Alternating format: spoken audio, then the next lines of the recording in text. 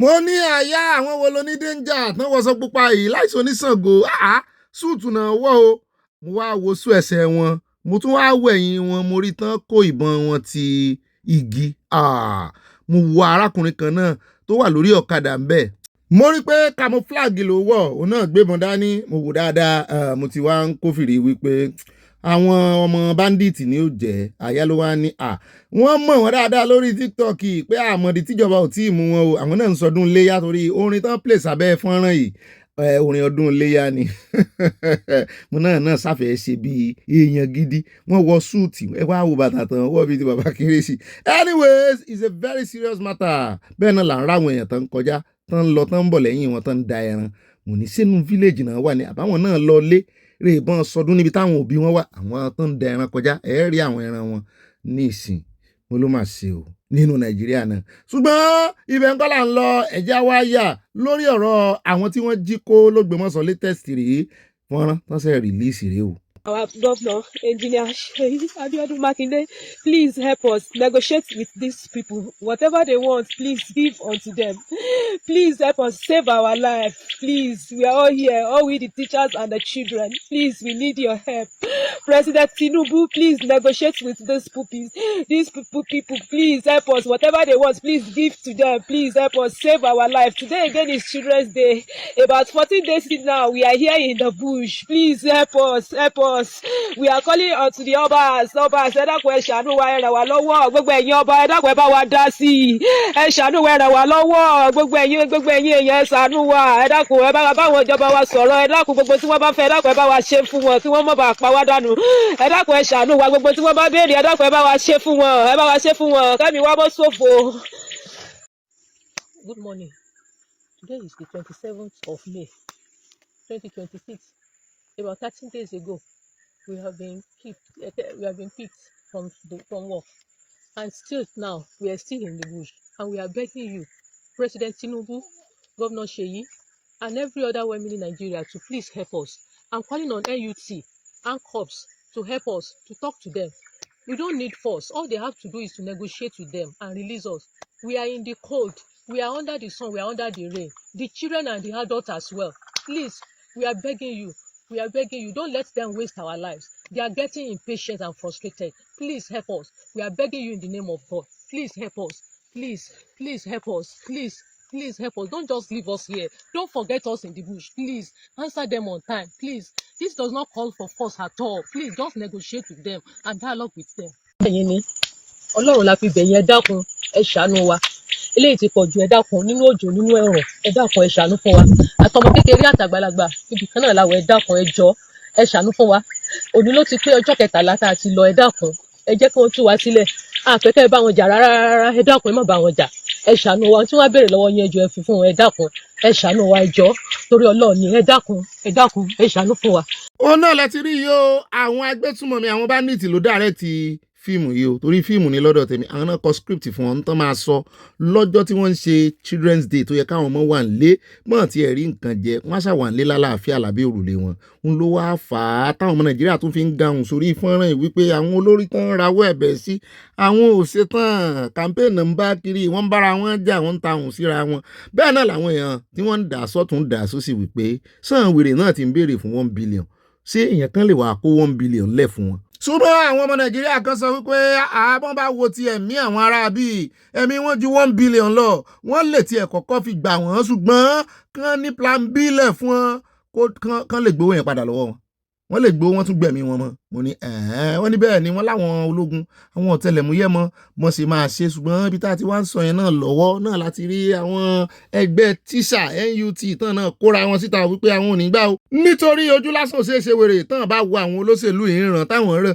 tán ń retí wípé àwọn negotiate tó sì jẹ́ wípé ìpínlẹ̀ Ọ̀yọ́ náà ló sọ wípé kán bẹ̀rẹ̀ ọ̀rọ̀ pẹ̀láwọn ó sì wá jẹ́dà iná àwọn èèyàn lẹ́tún wá ń tì sí wọn síbọn láwọn ò fẹ́ bá àwọn fámílì àwọn ará bíi sọ̀rọ̀ ni ó sì wá jẹ́ pé àwọn tán mú sí gbèkùn iná náà tó wá ń ṣe fídíò a jẹ́ wípé iná ò tí ì wọ̀ nìyẹn mo ní èmi tiẹ̀ tí mi ò rí nǹkan kan rò lórí kìíní mo rò mo gbé jùlẹ̀ ni. mo rẹ̀ jẹ́ sáré dé ọ̀dọ̀ àwọn NUT ká tó wá dé ọ̀dọ̀ àwọn iléeṣẹ́ ológun lánàá ni ọ̀gá wọn sọ wípé wọ́n ti rán spy aircraft bó tiẹ̀ jẹ́ pé àfojú wa gan ní spy náà pé ó lè mọ disappear and appear ṣùgbọ́n a rí àwọn ọmọ iléeṣẹ́ ológun níbi tí wọ́n ti on board ní oríire local government. No more bandits! No more bandits! No more bandits! Bring our children back! Bring our children back! Bring our children back! Solidarity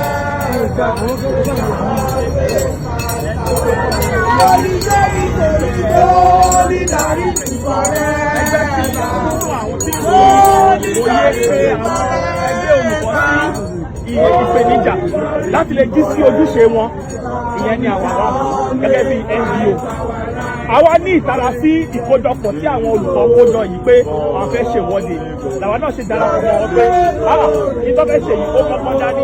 kò wá tán síbẹ̀ o àwọn ọmọ Nàìjíríà ìbúná ń bú Mákindé o látànà báyìí nítorí wípé wọ́n ní gbọ́ pé ó ti gbìyànjú láti rè àtáàkì àwọn agbésùmọ̀mí yìí kán lè gba àwọn aráabí ìjáde wípé ó tún dá wàhálà sí kún fún wọn ni mo ní òun gan ìpòrúurú ọkàn ni ó wá sí ẹ̀rọ pé bẹ́ẹ̀yàn bá dájú náà sọ wá lè dájú kọ́kàn gbójú kúrò láyé ọ̀dọ̀ àwọn yóò ṣàgbégbèsè òun náà gbìyànjú àti gbégbèsè ni wọ́n ní kó mọ̀ gbé ìgbésẹ̀ tí ó tún fa ìparun fún àwọn aráabí ṣùgbọ́n àwọn ẹbí wọn náà wá gahùn sí máìkì o wọn láwọn ò ní dákẹ́ torí bọ́n bá dákẹ́ tara àwọn ò bọ́n dákẹ́ ẹ jẹ́ àkọ́kọ́ dọ́dọ̀ wọn náà ká tó lọ fi fọ́nrán àwọn ọmọ ológun bí wọ́n ṣe ń balẹ̀ gà sí ìjọba ìbílẹ̀ Oríire.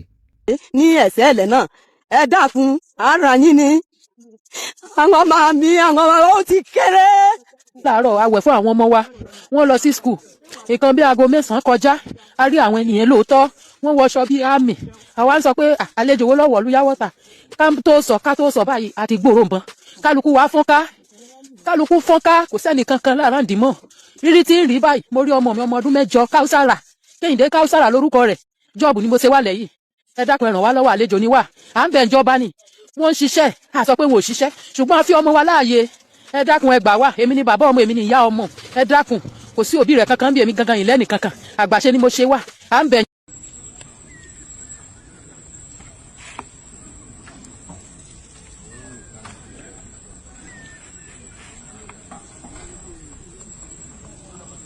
ó dá o ìwọ̀nba àwọn àmì ìtawà gan nírè tí wọ́n kó wá sí ahoro síẹ̀lẹ̀ ní Ìkòyí ilé lọ́yọ̀ọ́ Oríire local government àyà ní ọ̀gá mi ṣe rí spy aircraft mo ní wọn ò rí bóyá ló yóò wà ń bò mí ó lè mọ̀jà location kan náà kan sí ṣùgbọ́n gbòòyà làwọn èèyàn náà bá bẹ̀rẹ̀ sí í pèsè yìí wípé ṣe iṣẹ́ òtí ẹ̀ ní sọ̀rọ̀ yìí bí wọ́n mi ò bá sọ̀rọ̀ ó yẹ kí wọ́n sọ̀rọ̀ tó jọmọ náà at least ó yẹ kó o lè mọ bọ́mọ ṣe rí lára ìwọ náà sáti bí wọn ṣùgbọ́n ṣèyí náà sọ̀rọ̀ nǹkan míì ló wá sọ bẹ́ẹ̀ làwọn ọmọ Nàìjíríà tún bú àwọn tó ṣe ojúde ọba mu ni ara mọ̀ nǹkan everybody o kí ló kan wọ́n jẹ́ ń sọ kí ni ẹ jẹ́ àgbọ̀n tí ṣèyí fẹ́ sọ nípa dádì rẹ̀ ṣe ló sàn ṣàlàyé tó ń explain ó kàn ń explain lérí ara wọn ni wípé ẹ fún bàbá òun láàyè sí i ó ń gbìyànjú. We're asking you all to have faith in Asiwaju Bola Ahmed Tinubu.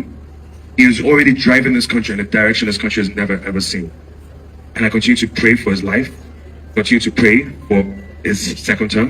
This is a man that has come in and has seen cracks. Instead of just trying to pass by and waiting for the cracks to continue to spread and just think, I believe for the next man. He's actually trying to fix it today. So that way, when it's our own turn, we don't have to fix the crack. We'll live in a house that is well built, with a great foundation, with a great legacy for our own children to also benefit. I wish you all a safe journey back home. May God bless all of you and God bless you all. wọ́n mọ Nàìjíríà gbà mí o ibi tó wọ́n mi sí lọ ṣiṣẹ́ mẹkáníìkì baálẹ̀ fóònù ṣàtàwọ́ tó ń gbé lágọ́dọ̀ ti pa o ẹ̀dọ́ lọ ṣiṣẹ́ mẹkáníìkì náà pè wá sí pọ́pọ́kùsọ ó lọ bá wọn ṣiṣẹ́ ni ó lọ bá wọn tún mọ́tò ṣe ni ó lọ pọ́kùsọ nílé onílé o ọ̀pọ̀ ni o ṣe fi ebéyẹ tó pọ́kùsọ bá ṣe ń rí lélẹ́yìí ọ̀pọ̀ ni o ṣe ṣàánú mi o ọlọ́pọ̀kùsọ nínú ilé onílé ẹ̀jẹ̀ ṣàánú mi ọmọ Nàìjíríà dìde kúrò lọ́wọ́ ọlọ́pọ̀kùsọ nínú ilé onílé. ńgbà tó bá rò pé o ti rí tán o ti gbọ́ tán nù Nàìjíríà àwọn pé story síkù ẹ̀ tún wọlé ní ìsìn nínú ilé onílé ìkan la gbé lánàá inú igi inú oko lòun ti rèé ṣe tiẹ̀ lára igi ilé ìwọ̀n wá nínú ilé onílé bó o ló ṣe lè possible kò mọ̀kún dà nígbà tó ń jáde ńlé ó dágbére o kò sí ní ìpòrúurú ọkàn àti ìbànújẹ́ ọkàn nígbà tí ó fi jáde o mò ń lọ mò ń bọ̀ ní o ìyàwó rẹ̀ fàdúrà sí o ṣùgbọ́n àwọn èèyàn tó wá ń wọ́n ní ká wo fọ́nrán yìí dáadáa wọ́n ní ó ṣe wá jẹ́ bedroom wọ́n lábò náà ní nǹkan kan ṣe pẹ̀lú ìyàwó èèyàn kan àbí ìyàwó ẹ àbí ọkọ ẹni yẹn ló ká wọn mọ́ bẹ́ẹ̀ ni wọ́n ti wá nà án wá kú mọ́ ọ lọ́pọ̀lẹ́ mi ò mọ̀ wọ́n máa ṣe tẹ́sítì fún wọ́n á ṣe tẹ́sítì fókù ẹ̀ tí wọ́n bá ti yẹ̀ wò wọ́n á mọ̀ bóyá gà lọ́rùn ni wọ́n á rí bí ta ti ń sọ yẹn lọ́wọ́ náà látún ti gba ibìkan lábùjá kọjá náà ti ń já mọ̀ wípé uber driver kan ló sì rìn o wọ́n sì pa wọ́n náà fẹ́ gba mọ́tò lọ́wọ́ rẹ̀ ni mo ní lábùjá náà. à ń sọyún lọ́wọ́ lọ́rẹ́ àyà kan pè mí ó ní ọ̀gá àyà ẹ̀ tún wá wọlé yìí ó ní uber driver ni ọmọbìnrin yìí náà. Obìnrin a máa ṣe uber náà wọ́n ní bẹ́ẹ̀ ni wọ́n ní ṣùgbọ́n South Africa ló ti ṣẹlẹ̀ wọ́n sì àwọn pásẹ́njà méjì sì wọnú mọ́tò wọ́n sì yọ̀bọ̀n sí ṣùgbọ́n ẹjẹ́ àwò ẹ̀rọ wẹ̀lẹ̀ ni wọ́n jọ fi ń ṣe dúnàdúrà kò sí ti pátì kúkú ńbẹ torí ẹ̀mí rẹ̀.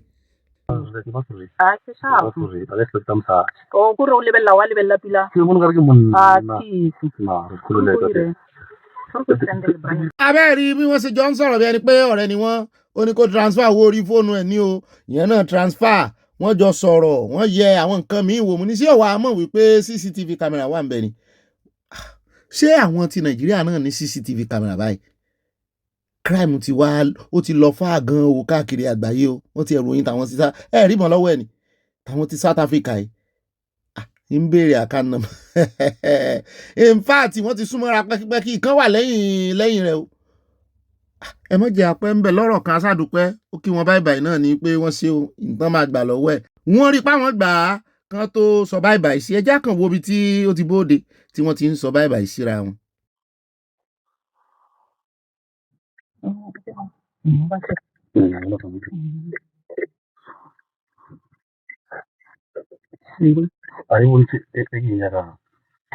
That's why Kirinali na feluri chaka ya kajizi.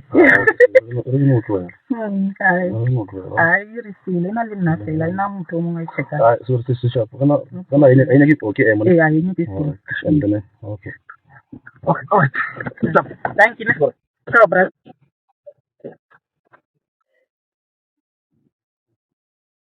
abẹ́ẹ̀rí ibi tí kámẹ́rà wà gangan ló mọ́wọ́ lọ kó mọ̀ wọ́n ní kámẹ́rà tó mọ́ lò bí tiny kinní báyìí ni kó mọ̀ pé kámẹ́rà wà ń bẹ níbi ojú ibi tí kinní wà mirror.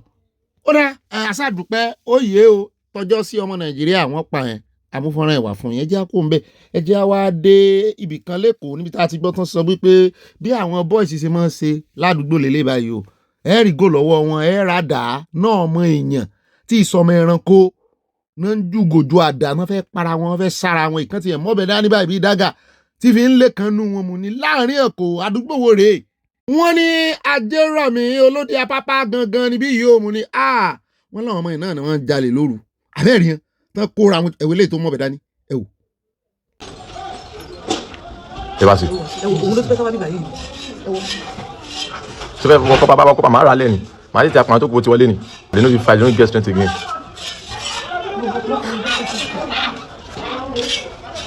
wọ́n tẹ̀ pàgbọ́ àwọn pípì tẹ́ bá ní láàárọ̀ wọ́n máa bèrè owó lọ́wọ́ yín o àwọn mò fò yí tẹ́ ń wò yìí.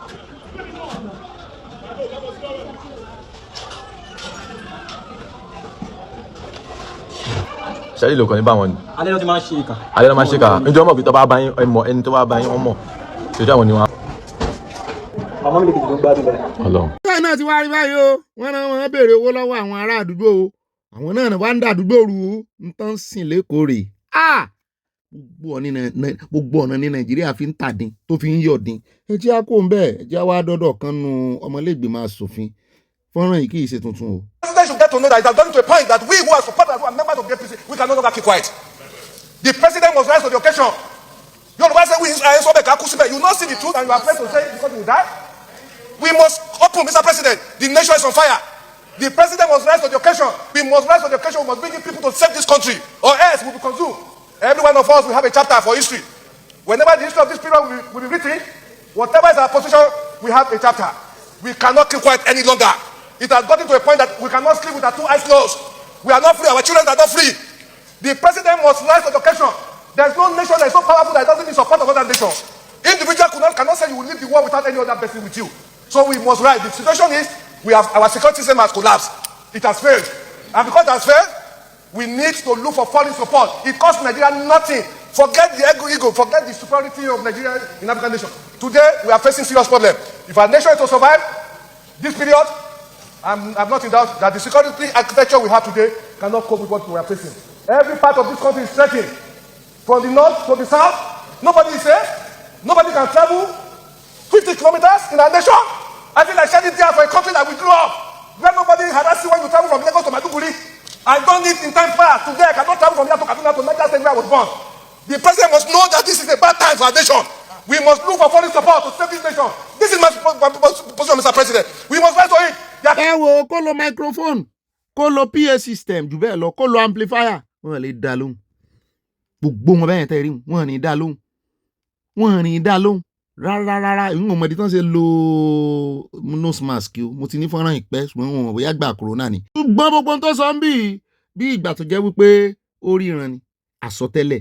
Ẹ já kó bẹ́ẹ̀ já dé ọ̀dọ̀ àwọn tó ń challenge àwọn pásítọ̀ oníròyìn. Splitting the money from 10 million to 50 million naira. If anybody born by woman can provide anybody who was born cripple in his school, they know you are cripple. In your community, you are well known that you are cripple. Where you are living, they know you are cripple. And they took the person to any pastor from Nigeria. And that pastor prayed over that person. The person stood up with his or her two legs. I will give that person 50 million naira. Bros, me, I dey add 10,000 naira on top. That is 50 million, 10,000 naira.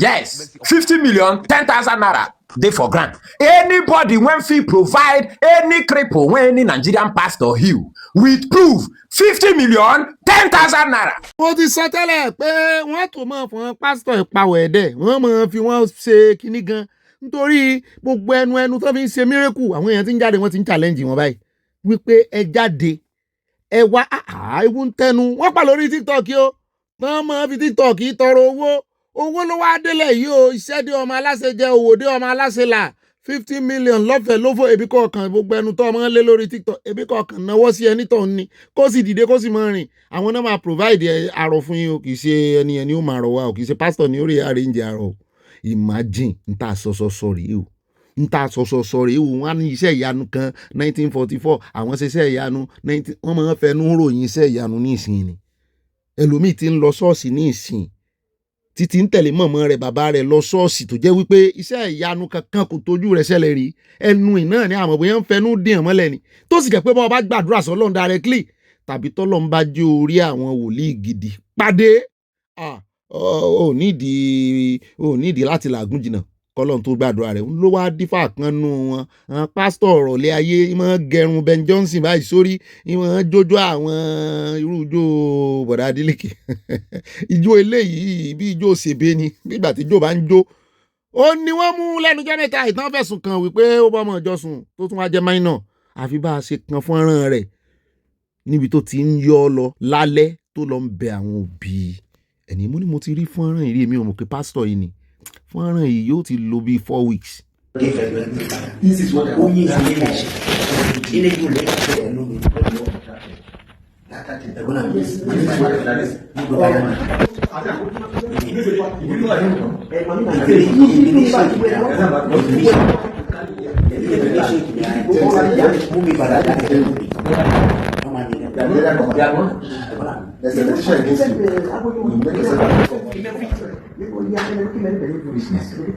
ó mà ṣe o ìgbà míì èmi ò ń ráwọn pásítọ̀ ìbò àwọn èèyàn tí ẹsẹ̀ ẹ̀lẹ́bí ṣe máa ń ṣe tàkàǹsùfè ní ṣọ́ọ̀ṣì hùn èmi máa ń wò pé eléyìí no ẹ mọ̀ pé bẹ́ẹ̀ bá rí ìyàn lákọ̀ọ́kọ́ tẹ̀ẹ̀tì ẹ̀ tí ìmọ̀ wa rẹ̀ tẹ̀ẹ̀tì ẹ̀ mọ̀ sọ̀rọ̀ sí rẹ̀ spirit yín lè tú àṣírí rẹ̀ fún yín ẹni mò ń wọnú ẹ̀mí ó dẹ̀ jẹ́ adé mẹ́kà ń gbà náà ìkan lára àwọn ọmọ haúsá ló bẹ̀rẹ̀ sí ní sọ haúsá rẹ̀ ní fi ń gbàdúrà ní Káàbà wípé òun ò fẹ́ kó olódòdó padà o olódòdó ò gbọ́dọ̀ padà ọmọ ní ìwọ yìí ìwọ gan ti padà dé láti Mẹ́kà tó lọ náà.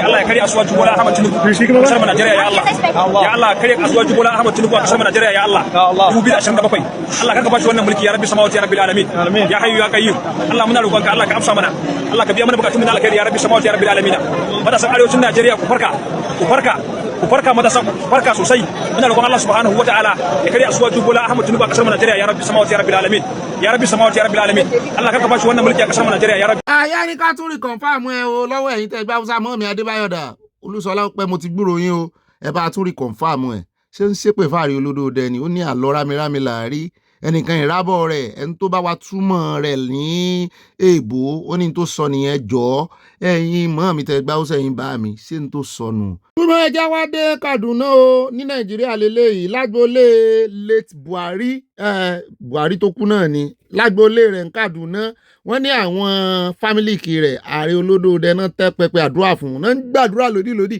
fáàrẹ olódòdẹ wípé ìwé mímọ́ àwọn sọ wípé àwọn ń retí èèyàn kan tórúkọ rẹ̀ ó mọ̀ jẹ́ Ahmed pé àwọn sì ti wá rí Ahmed báyìí yẹn Bọ́lá Ahmed Tinubu pé àdúrà ló tọ́ sí ó mọ̀ renovate family house àwọn èmi ò wòye wọn á kówó fún ọ ṣùgbọ́n wọ́n ní wọ́n sẹ́yìn lẹ́yìn tí Buhari lọ tán wọ́n wá ń gbàdúrà fún ààrẹ olódòdẹ lódìlódì mo ní abẹ́ẹ̀ rí pélé ayé pé méjì wọ́n kan lọ odidi Kaaba lọ́hùn wọ́n rè ìfẹ́nu kan òkúta dúdú wọ́n rè ìṣépè fáàrẹ olódòdẹ pé àlọ́ rámirámi làárí wọ́n kan wà nù Nàìjíríà wọ́n yẹsẹ̀ wọ́n sì ń ṣàdúrà fún olódòdẹ ayé pé méjì Ọlọ́run.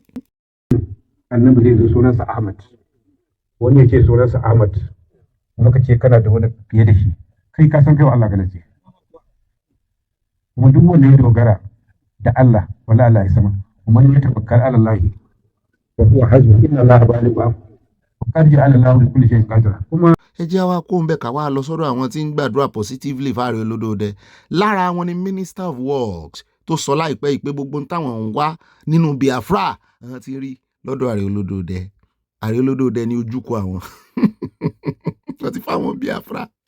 We need to pray for the president. We need to pray for health, strength, and his re-election because the president means well for Nigeria. It means well for our country.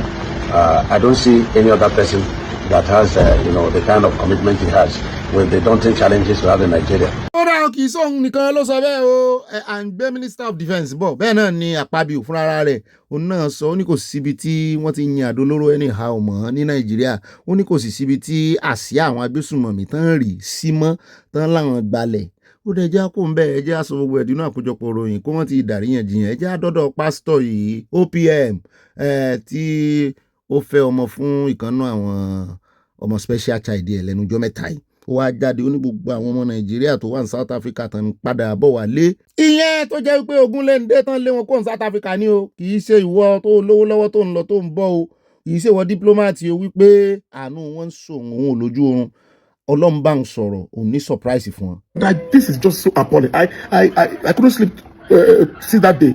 My sleep have disappeared. Because how can you beat a human being, your fellow African like this? So what I've decided right now, because of that, I told Nigeria to look for a house. And they just got a house. I've paid for the house. It's a mini estate. I paid for the house today. So I want if you're a Nigerian, you're living in South Africa, it is because of you I bought this house. Only family people, husband and wife with kids, that are stranded. And the reason they are scared, because coming back home, say, what are you coming back home to do? Because you don't have a house, you don't have most of you have lived there 30 years, 40 years, you don't have a house where to come back to.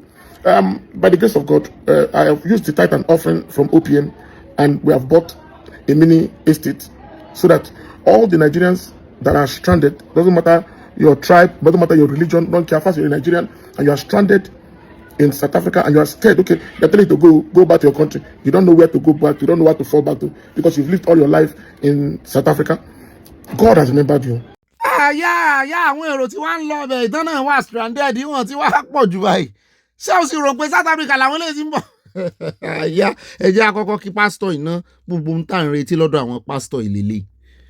Gbogbo ń tà ń retí rèé tó yẹ ká mọ̀ gbọ́ lẹ́nu wọn rèé lówó tithe owó ìdá mẹ́wàá àtowó offering ló ń kó pọ̀ tó ń fẹ́ fi ṣàánú pé àánú wọn sóhun ó sì yẹ kó mọ ríre káwọn ìjọ náà tiẹ̀ mọ ní rí nǹkan jẹ ṣùgbọ́n wọ́n ní inú ń bí àwọn ọmọ ìjọ kan o pé ọ̀pọ̀lọpọ̀ àwọn ọmọ ìjọ tó ti wà stranded tó jẹ́ pé Nàìjíríà náà wà wọ́n ní kí ló dé tí wọ́n ṣe kọ́kọ́ dán lóhùn nà mọ́ ní bóyá ẹ̀mí Ọlọ́run ò tí bàbá bá sọ̀rọ̀ nípa tiyín àìmọye ọmọ Nàìjíríà gan tó bá tú wọn lẹ̀ pé ẹ̀yin ọmọ Nàìjíríà tẹ́ wà stranded ẹ máa bọ̀ kì í sì ṣe pé lẹ́nìkan ni bàbá fẹ́ fún wọn o ó fẹ́ mọ gbọ́ bùkátà wọn ni o for the time being èyí tó bá lè ṣe pọ́sì ṣe ń bọ̀ yẹn kì í ṣe àti gbà yẹn sí torí wọ́n ní àti ìgbéyàwó lẹ́jọ́ owó ọbẹ̀ ló ṣòro bẹ́ẹ̀yàn bá sì ra mọ́tò fún ẹni tí ò níṣẹ́ lọ́wọ́ kó mọ̀ rẹ́dì wípé láàrin ọdún kan ọdún méjì yóò mọ̀ fún lówó epo gbogbo àwọn tó ń bọ̀ tó wà stranded ìtumọ̀ ẹni pé stranded kì í ṣe ilé nìkan náà wà stranded nípa ẹ̀ o ìmíì tí kò Nàìjíríà tí ò tiẹ̀ délé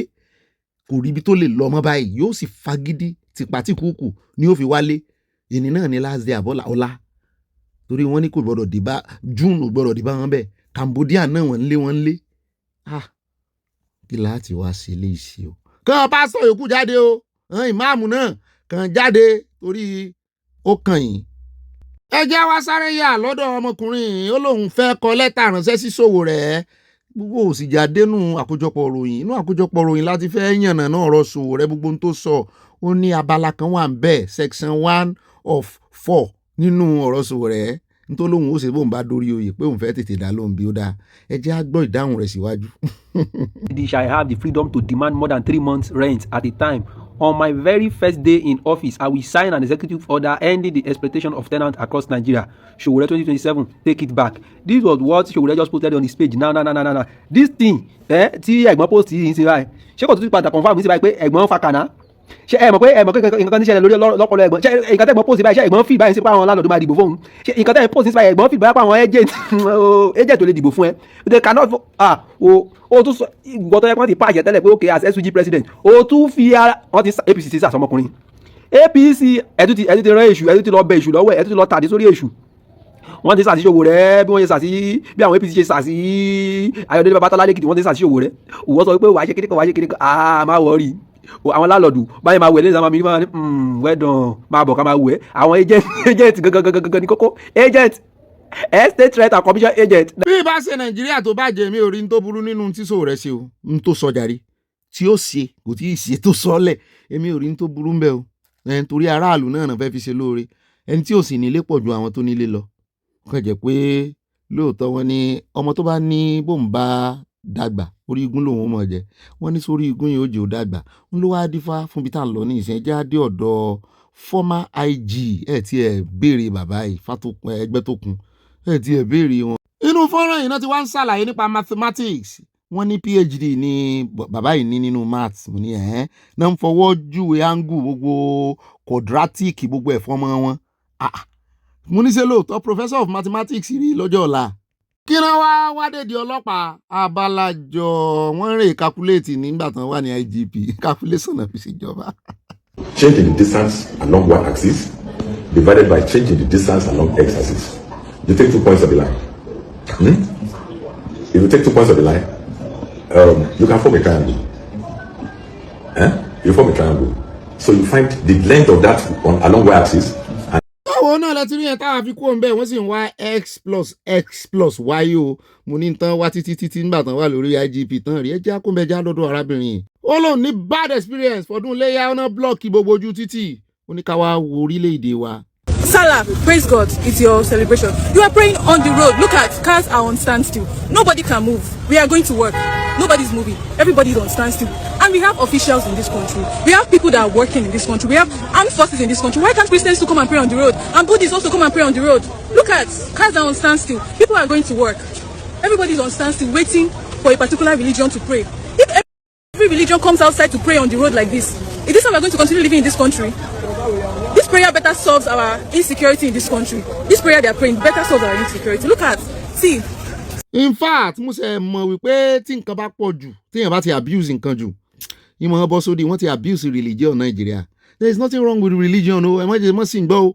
Religion kò sẹ́ni tí ò yẹ kó ní tí ń sìn o. Bẹ́ẹ̀ ni tí ó fi mọ bọ́lọ́run rẹ̀ sọ̀rọ̀. Ṣùgbọ́n ṣe rí téèyàn bá mú mi jù, ìmọ̀ pààyàn bí ọtí. Àpọ̀jù nǹkan ìmọ̀ ọbọ̀ sódì tí mo rí nìyẹn wọ́n ti abuse religion Nigeria. Ṣùgbọ́n kí wá ṣe religion nìkan náà abuse o wọ́n abuse everything Nigeria ẹ̀tún orú dẹ́rẹ́bà ilé ní ìsìn tó fẹ́ sòsùkálé ayé sórí ni tó fẹ́ gbélé ayé eléyìí tí mò ń wò yìí tán bá ní kó wá ru ilé ayé yóò rù ẹlẹ́rù tankanṣu ẹ̀ bẹ́ẹ̀ rí. ọ̀rọ̀ ẹja wa tẹ̀síwájú ẹja dé ọjà tíbi tó ti ń ta epo wọn lépo nìkan náà ń tà lọ́jà yìí wọ́n ní níbìkan lẹ́kọ̀ọ́ ni mo ní kí ló dé tán wá ń wẹ̀sì ẹ̀ tán ń dànù wọ́n ní wọ́n ti míìsì ẹ̀ wọ́n míìsì ẹ̀ pẹ̀lú kọ́lọ́rìn wọ́n wá rọ omi dédajì kan tó rọ epo àti kọ́lọ́rìn sí wọ́n ní ìwọ̀nba epo percentage tó wà nínú àwọn kẹ́ẹ̀gì wọ́n ní bóyá ló tó 10% omi ń lọ bí 70% wọ́n wá da kọ́lọ̀ mọ́ oríṣiríṣi mu ni jẹkújẹ táwọn èèyàn ń jẹ rèé o ó bá yá ẹ wà mọ́ ní kinní kan ṣe fún kinní kan ṣẹ̀dọ̀ àwọn èèyàn ò ní lè tọ́ka sí ibi tán ti lùgbàdì rẹ̀. Ó lè máa tún bẹ́ẹ̀ ni.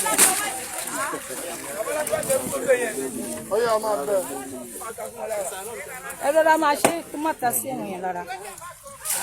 Ṣé ẹ rí bẹ́ẹ̀ ṣe ẹ rí bẹ́ẹ̀ ṣe. Epo tí èmi ṣùgbọ́n epo yẹn tí mo ṣe yẹn tẹ́sítì yẹn. Wọ́n mi ṣe náà but ó ti ó ní wọ́n mi ṣe ẹ wo bó ṣe rí ẹ wo bó ṣe rí ẹ wo epo tẹ́sítì yẹn. Orí náà ṣe pé àgbọ̀n ṣe polówó ẹ̀. Omi lélẹ̀ orí ara omi lè yìí kì í ṣe epo. Kì í ṣe epo. Wọ́n mí ṣe pẹ̀lú omi ni. Nígbà ń sọ lẹ́ẹ̀kan yẹn gangan lẹ́yìn tí ṣe ń gẹ̀ẹ́tì. Wọ́n many wọ́n ò ṣe lọ́nà.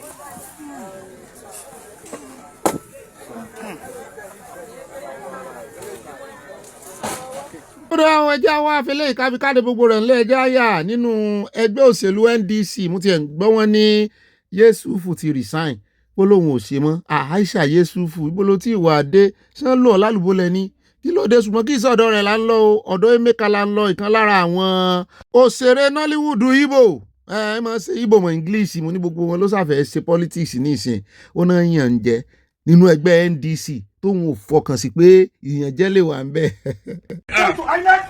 This is where we are. This is where we are.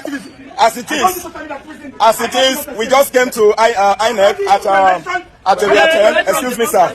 At area 10, and we saw a vehicle carrying those officials of NDC very shamefully. They corner, that's behind. I videoed it and I'm going to post it. INEC, we have never trusted you, and these people are found at your premises. What are they doing here? Joash, Amupita, Joash. Okay, what are they in your premises? What were they doing? Can you listen to me? When you come to this house, they are doing what? These are. You said they are doing what, sir? Listen. The people in the car. Can you listen to me? I'm listening to you. Are you not seeing crowd here? The people we are concerned about is not the crowd. It's those people that were in that vehicle. Do you want to know what is going on? Hey, you asking me of the crowd. Did you ask the people? I don't need to ask them. I'm asking of those people that are supposed to be. CBR going on here. This is CBR, continuous voters registration. So they came to get their voters card. Those people. They are registering. Those people that left here. Ask questions. Those people. They register. The secretary is doing registration. The people that left the NDC staff, they are doing registration. Okay, according to INEC, they say the NDC, guys, not wrong. Sue me to court if it's a wrong information. I have evidence of the people. Sue me to court. Sue me to court. My name is Traji. Sue me. I don't need to interview them. They might be here, but it's not. If it's a wrong information, INEC is an institution. Sue me to court. I saw those people at the premises, and we are putting it out there. Your face is also here, captured. Yes, so that you are there to remove from Nigeria. I'm coming. Put down your phone. Why, sir? Because I want to talk to you. Because I don't think Go on. violence will bring an issue. My name is Kabir, I'm the election officer. Okay. You are here, there is an issue. What you should have done is look for INEC personnel. Because you saw those people here, that doesn't mean we don't conduct elections here. The only thing that INEC do is to go and monitor. Do you understand? We don't monitor election here. So even if you see somebody coming here, maybe he's here for his own reasons. There's no big deal. But they were running. They were running. If it wasn't a criminal intention, they will not be running. That is your own personal party issue. We don't conduct elections. But no problem. I have directed them. Go there. There's a place where you go and lay your complaint. Okay. Where are they? They went for free. Thank you. No problem. Let's go. Hello, but people, you know me already. This is Rita, Macho Madam, and this is my son. Yes, you people that say that you don't believe that I have a child, but look at what God has really done for me already. He gave me a son of my own. So people say that I use my brother's children to show them that it's my child. Look at my child is here. I have a son, and I'm proud. So I'm very, very happy to have him and to see him with my two eyes. ẹran tí dá wàhálà lẹ o ẹran tèmi lélẹ̀ ẹran ìyàwó mi lélẹ̀ ẹ̀yin lẹ ṣe lẹmọ bẹ ṣe ti ń lé yín o àbí ìyàwó kò bá jáde rárá aṣọ kan náà làwa ń wọ aṣọ kan náà làwa ń wọ atọ́ tó ra àgbò kọ̀ọ̀kan fún wa àgbò kọ̀ọ̀kan fún ẹran ọdún wa lélẹ̀ báwo lẹ ṣe ń ṣe sí yín èmi mo lẹran ilé báwo lọkọ tí ń ṣe sí yín tíjà ṣe máa ṣẹlẹ̀. ó mú rántí ẹlẹ́yà àti Mariam Cipriano ìyàwó méjèèjì àwọn náà ti understand ara wọn wọn ìbára wọn jà àbọ̀n rèé ni ó ń jọ páwọn rèé o lọ́jọ́ ọdún léyà.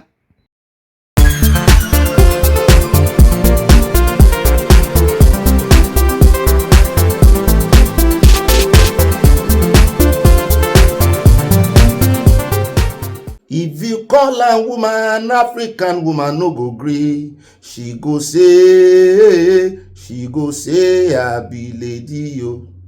Bam bam para African woman da. I won't tell you about lady.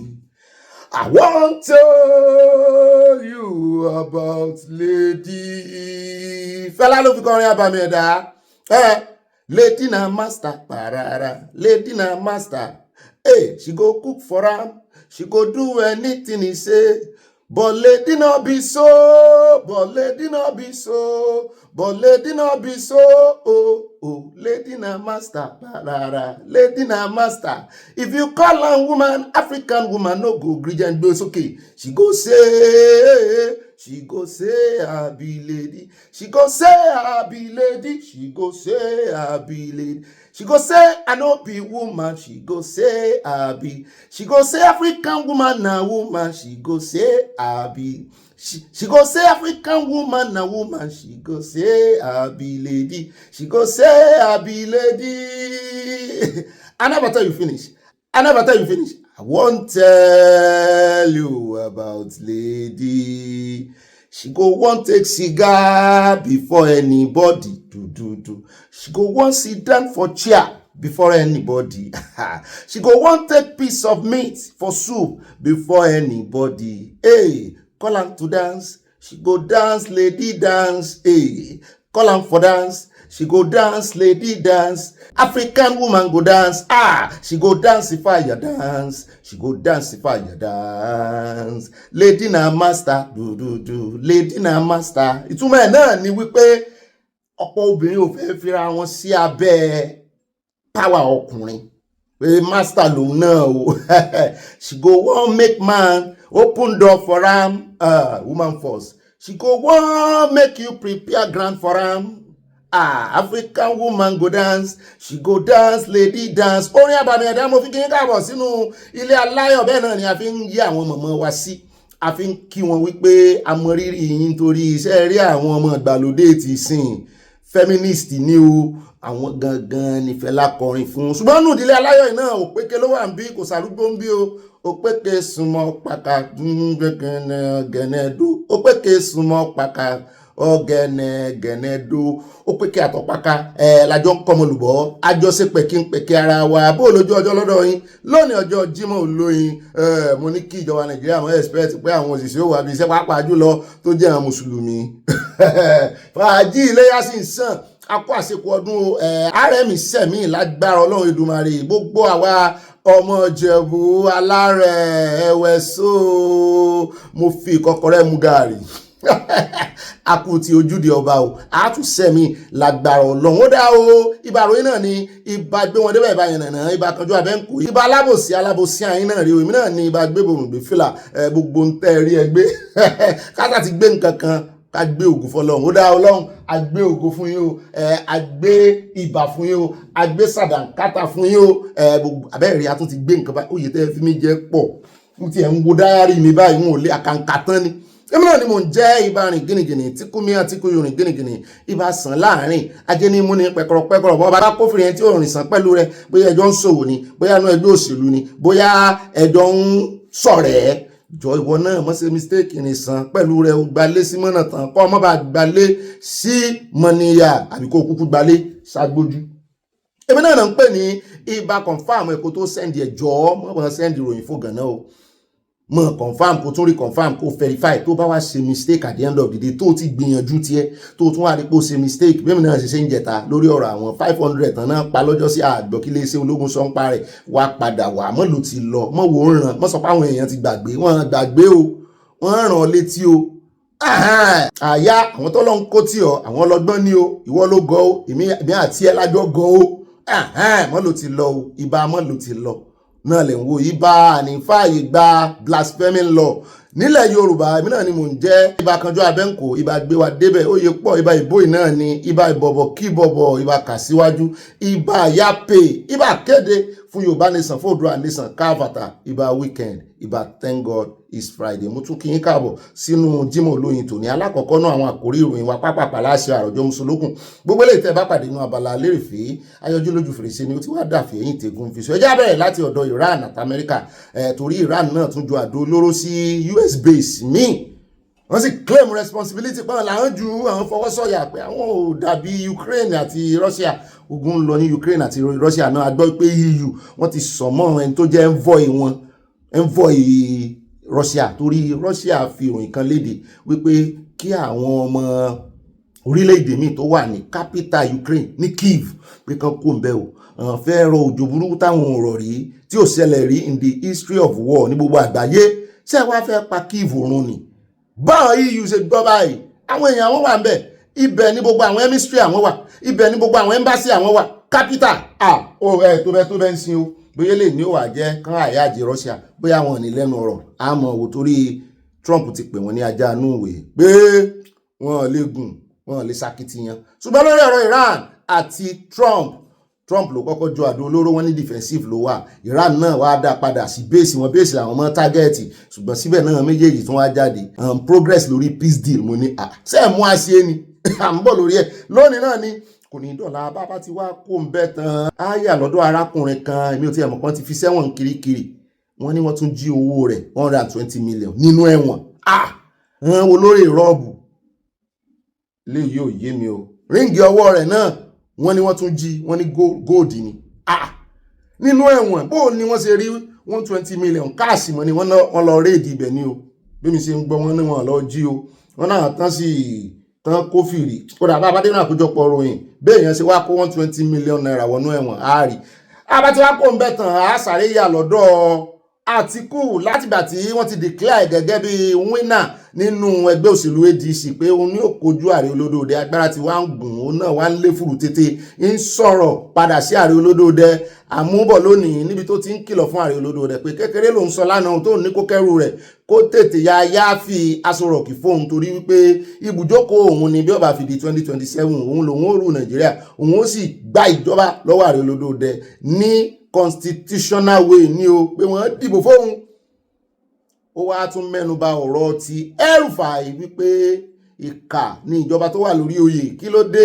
tí wọ́n ń sọ igbádọ̀gun igbá òwúlẹ̀gún lóko pé gbogbo àwọn èèyàn ọ̀hún nílẹ̀ Haúsá gbogbo àwọn lẹ́kànlẹ́kàn nú ẹgbẹ́ òṣèlú gbogbo àwọn tí ẹ̀rù olódòdẹ gbogbo àwọn tí olódòdẹ ń bẹ̀rù politically wọ́n ní gbogbo wọn ló ń fi ṣẹ̀kẹ̀ṣẹ̀kẹ̀ sí lọ́wọ́ mo wá wo Àtìkú báyìí mo ní Àtìkú alábòsí ni ó ní kí n jogun omi Ọlọ́run ti mọ̀ pé ẹ̀yìn olódòdẹ ni wọ́n gbèsè ó ní ṣùgbọ́n òun ò ní yọ̀rọ̀ sọ ibi títí ń sọ náà ní presidency wọ́n ti dá mọ́ lẹ́nu náà bá já ìwé gbégbé wọ́n gbélé lọ́wọ́ wọ́n ní kó gbé mọ́ ọ́nú kó rà mọ́ ọ́nú náà bá fẹ́ mọ́ pògèdè fún nìkan náà àwọn agbẹnusọ ààrẹ bá ní kò ní ìdí ògèdè ẹja aràn létí òun ló yàgbẹ́ àwọn làwọn kó wípé kọ́sítọ́mà dáadáa ni orin làwọn kọ fún kọ́sítọ́mà dáadáa ni àmọ́ méjèèjì bọ́ bàbá dénú àkójọpọ̀ ròyìn bàbá ti wá kó ń bẹ̀ tán àwa yà ní USA á padà síbẹ̀ níbi tá a ti ń gbọ́ wọn sọ pé US chemical spill wọ́n ní ó pa àwọn èèyàn o àwọn èèyàn 8 ló ti kó wọ́n ń wá àwọn èèyàn 3 bó ló ṣe jẹ́ níbo ni wọ́n ti ń rọ kẹ́míkà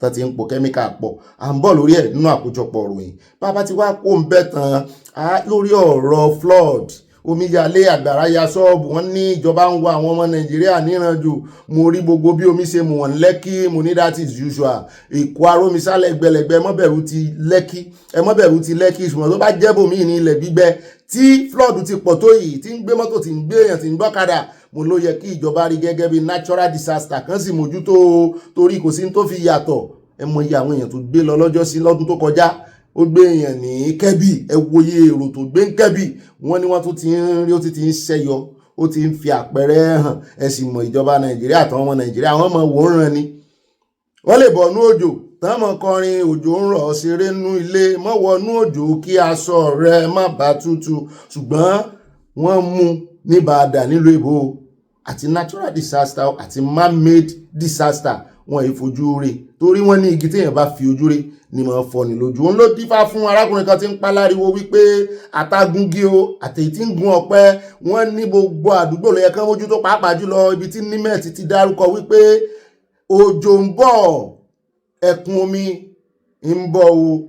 Wọ́n kìlọ̀ fún Noah náà lọ́jọ́ sí o, ṣùgbọ́n Noah gbégbèsè tí ẹ o. Ó dà bóyá àwọn àmọ́ òwòdésẹ̀ tí ìjọba ó gbé bóyá náà ó rè kan ọkọ̀ Noah ni kò tí ì yẹ. Abáfá ti wá kó ń bẹ́ tàn áyà lórí ọ̀rọ̀ ti very dark man àtijọba olódòdẹ ti presidency torí ṣe rí ọ̀pọ̀lọpọ̀ ìgbà tí tán jẹ́ agbẹnusọ fún ààrẹ olódòdẹ tán fi ìwàǹwara tán fi ń wọra.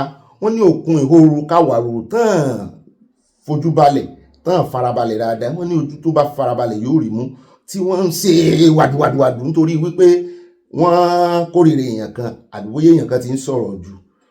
Ìtumọ̀ ìjọba nìyẹn. Ó ṣèjọba lórí ẹni tó rí rẹ̀ pé, òun ṣèjọba lórí ẹni tó rí rẹ̀ ò pé, òun ṣèjọba lórí ẹni tó mọ̀ wá wù, òun ṣèjọba lórí ẹni tí ò mọ̀ wá wù. Ìwọ ló wá máa ṣe equilibrium ẹ̀, ìwọ ló máa perfect ẹ̀, ìwọ ló ní jẹ́ kán máa get at you.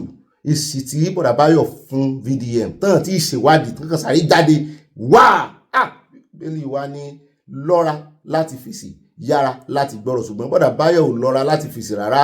Àwọn èèyàn tó ti wà ń rúpo wọn rí náà wá ganu sí máìkì pé ìwọ kọ́ ló kọ́kọ́ ṣe agbẹnusọ ààrẹ.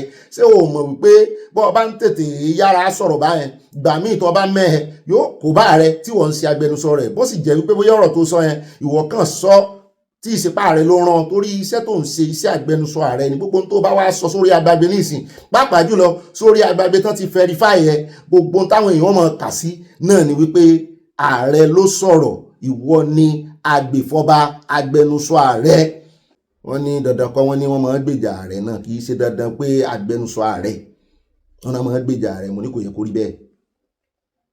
Bẹ́ẹ̀ni tó bá máa gbèjà ààrẹ wọ́n á jẹ́ káàrẹ mọ tó ṣẹlẹ̀ náà.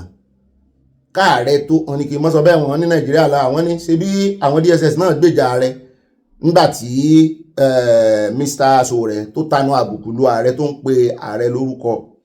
Wọ́n ní bí ìjọba ṣe ń wọ́ọ̀kì nìyẹn, ṣùgbọ́n Bọ̀dá Àkàndé tán náà ti ṣe agbẹnusọ ìjọba rí. Wọ́n ní it doesn't work that way. Á fún ọlọ́rọ̀ sọ bàbá dínú àkójọpọ̀ ròyìn lè ní ó wà mú akatapọ́ọ̀tì sọ́dọ̀ Sowore níbi tó náà ti ń sọ wípé wá wo òun fọwọ́ gbáyà fún yín báyìí o wípé bóun bá dórí oyè òun ó ṣe léyìí òun ó ṣètò òun ò dàbí àwọn eléyìí o wípé nítorí tiẹ̀ wá fẹ́ kẹ́ ẹ mọ̀ náà ni pé lórí ọ̀rọ̀ insecurity bóun bá dórí oyè òun ò ní yan ọ̀gá ológun CDS kankan, òun ò ní yan o, ẹ mọ̀ retí rẹ o pé òun sọ fún yín ní ìsìn òun ní kẹ́ ẹ dìbò fún gbogbo ẹmẹ ẹgbẹ́ àwọn ojú 50,000 lọ, àwọn òfikún àwọn òyọkó ń bẹ́ àwọn òdà àwọn òinflate figure ń táwọn o, ṣùgbọ́n tó ń bá dórí oyè ṣẹ́ òun ò ní yan èèyàn kankan gẹ́gẹ́ bí olórí ogun. Mo ní ta ló wà yàn? Bàbá dínú àkójọpọ̀ ròyìn á gbọ́ lẹ́nu rẹ̀ o. Bẹ́ẹ̀ náà ni bàbá ti wá kó ń bẹ́ tàn áyà lọ́dọ̀ Bọ̀dá Tọ́pẹ́ Fásùà. Ẹ ti rántí wọn tán ní $1.50 tàbí lò náà pè náà wọ́n ní èèyàn lè fi jẹun oúnjẹ ní mama put tí ó tún gba séńjì tí ó sì jẹun àjẹtẹ́rúnlì. Àwọn náà tó wá jáde ní ìsinyìí o, wọ́n ní ọ̀gá àwọn ń ṣe dáadáa. Wọ́n ní bó ti ẹ̀jẹ̀ wípé kùdìẹ̀kùdìẹ̀ látàrí wípé ogun Iran àti Amẹ́ríkà òun náà lọ mọ́. Wọ́n ní bọ́n ṣe wá ń fi ojú orílẹ̀-èdè tí ń wa epo rọ̀bì tó ní epo rọ̀bì wo àwọn. Wọ́n ní ká wá gbọ́ o wípé àwọn sì ti sọ rí bóyá àlà àfọkànsí wípé just 35% to 40% ní ownership ti Nàìjíríà ni. Ní nǹkan wa àwọn wo ló wà ní ownership 60% àbí 65% àbí 35%? Àwọn wo ló wà ní ownership ẹ̀? Àwọn wo ni wọ́n bá wa dùn tó tún wá gbàjọ a lọ? Who are the people? Wá rán wa létí wípé òun sọ fún abábádénú àkójọpọ̀ ròyìn, ṣùgbọ́n bàbá ń sọ wípé Nàìjíríà táwọn fojú pé a ní epo rọ̀bì wóra wa, ó ní ká máa rántí wípé 35% la ní o. Wọ́n ní èyí ṣe fi yá gbèsè ni. Olóhùn ṣàlàyé fún abábádénú àkójọpọ̀ ròyìn. So tá a bá ń criticize àwọn ká lè mọ̀ bí táwọn criticize àwọn sí o. Mo ló ga o. Ó dá ibi láàrin mọ́ nínú àwọn àkórí ìròyìn wa ní rí jù báyìí lọ. Mo ṣe tó àlè fún gbogbo àwọn ìyá wa pátápátá o. A kọrin fún àwọn bàbá náà lọ́jọ́ kan, ẹ mọ̀ wọ̀rí. N ó wà orin Fẹlá níbi tó ti kọrin fún àwọn bàbá. Torí àwọn bàbá tí ń fojú omi kọ̀rọ̀kọ̀rọ̀ pé ìwọ Ọ̀gbẹ́ni ó láìkí obìnrin kan lọ ọmọ yáì. Mo gbé fún yín gbogbo ẹ̀yin bàbá wa lórí ìkànnì o. Dànsákì yín o. dànsákì ẹ̀yìn náà o àwò nǹkan kan fẹ́yìn náà ó yá ẹ jẹ́ àwòrán abala sanáwọlé abala àfi pàkà níbi tí a ti máa pa á láriwo wípé capital letter ni o àfẹ́ sáré àlẹ́ Yorùbá ṣe èyí tá a dé bá lọ́wọ́ àwọn bàbá wa tálàáfíà fi jọba ó tẹ́ wa lọ́rùn àfẹ́ blasphemy lọ nílẹ̀ Yorùbá wo ní ṣàtọ́kùn àwọn strange doctrine yìí náà ìjà àyà fọ́tò wa. No space for Sharia in Yoruba land. No space for Agbesumomi in Yoruba land. No space for blasphemy law in Yoruba land. Ẹ sọ pé cheese, kágbé borun, kásàbòsí, ẹjẹ́ àfàbòsí lẹ́ lónìí, kásẹ̀ ẹyọ kan, ẹ sọ pé àbòsí àìn. Àfi Kétu, Alápẹ̀rẹ̀, Mushin, Olóòsàsínú, àfi pàkà ẹjẹ́ àyà, tẹ́ ń tún ròró. Wọ́n ní dákọ̀ yín wọ́n sì dákọ̀ wọ́n mi grace lòdù sòótọ́ ẹ̀tún ròró alákọ̀ọ́kọ́ náà abala àfi pàkà tòní wọ́n mọ̀ fẹ̀sùn kan ẹni tó jẹ́ former CIA officer ní Amẹ́ríkà mo ní sọ ọ̀hán náà máa tọwọ́ bọ owó òlù ọ̀hán náà máa ṣàṣemọ́ṣe ọ̀hán náà máa kó ohun tí ìṣe tí wọ́n máa kó mọ́ ìwọ̀nba tán ní wọ́n ní former CIA officer arrested over alleged looting of agency vault ohun tí ẹ̀ wọnú vault lọ́ni ilé agbára tán kó góòlù sí wọ́n ní kí wá sowó lóko wọ́n ní góòlù ní o ó ti rò pé wọ́n nílé mú 40 million tó wọ́ ti $40 million àwọn gold bars àwọn tí wọ́n dàbí òkúta yẹn wọ́n náà lóko ó sì kó aago náà luxury watches wọ́n wá ń wà kò mọ̀ pé góòlù á máa rùn lóòrùn dídùn wọ́n wá kófìrí òórùn rẹ̀ délé rẹ̀ gbogbo abẹ́bẹ́ẹ̀dì rẹ̀ náà wá gbogbo abẹ́ẹ̀lẹ̀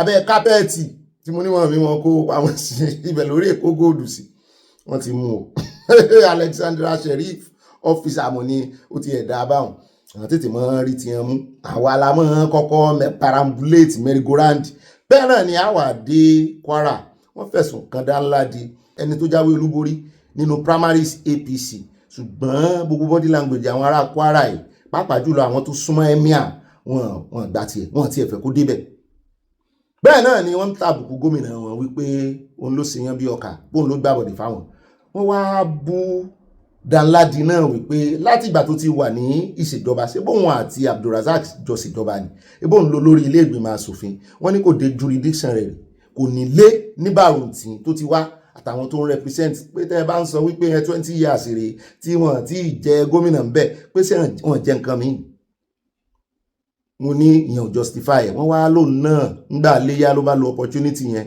ló yá fi rìnrìn àjò sí Bàrùntì wípé òun rèé o ẹgbẹ̀sùn lẹ́yìn o ẹ ta pápámọ́ra kẹ fọwọ́ kún òun o bí ìgbà ẹ̀kẹ́ tí fọwọ́ ọmọ létí bá aláàmú fọwọ́ ọmọ ògiri òun gangan ni kẹ fẹ̀yìntì o kẹ mọ́ tì ń lójú o ẹ tì ń lẹ́yìn ni o pé minority làwọn ẹmọ́jẹ̀ kan fojú òun gúngi o ọmọ yín ni òun represent yín dáadáa o wọ́n níbẹ̀ ló ti rè sí léyà ibẹ̀ ló ti lọ yídì mo ní tán sì kó àwọn èèyàn lọ wọ́n ti dán padà patigi wà ń bẹ̀ kamaya wà ń bẹ̀ gbogbo jurisdiction rẹ̀ nù ṣùgbọ́n náà ó sà ní òun fẹ́ mú ẹnu aráyé kúrò ibẹ̀ ló ti rè ṣe yídì bí tá a ti wá sùn yẹn lọ́wọ́ náà ti pè wá pé lórí ọ̀rọ̀ wọ́n ń catapult pé ṣé mo mọ̀ wípé èèyàn kan catapult láti inú ẹgbẹ́ APC ẹ bá rí àwọn tán ń resign kó nu ẹgbẹ́ APC nítorí pé wọ́n yà gbogbo promise wọn nígbà tán defect wọn múṣẹ fún wọn àtàwọn tán ti wà ń bẹ̀ tẹ́lẹ̀ tán promise pé kán mọ̀ wọ̀rí wọ́n fi wọ́n ṣe consensus candidate irọ́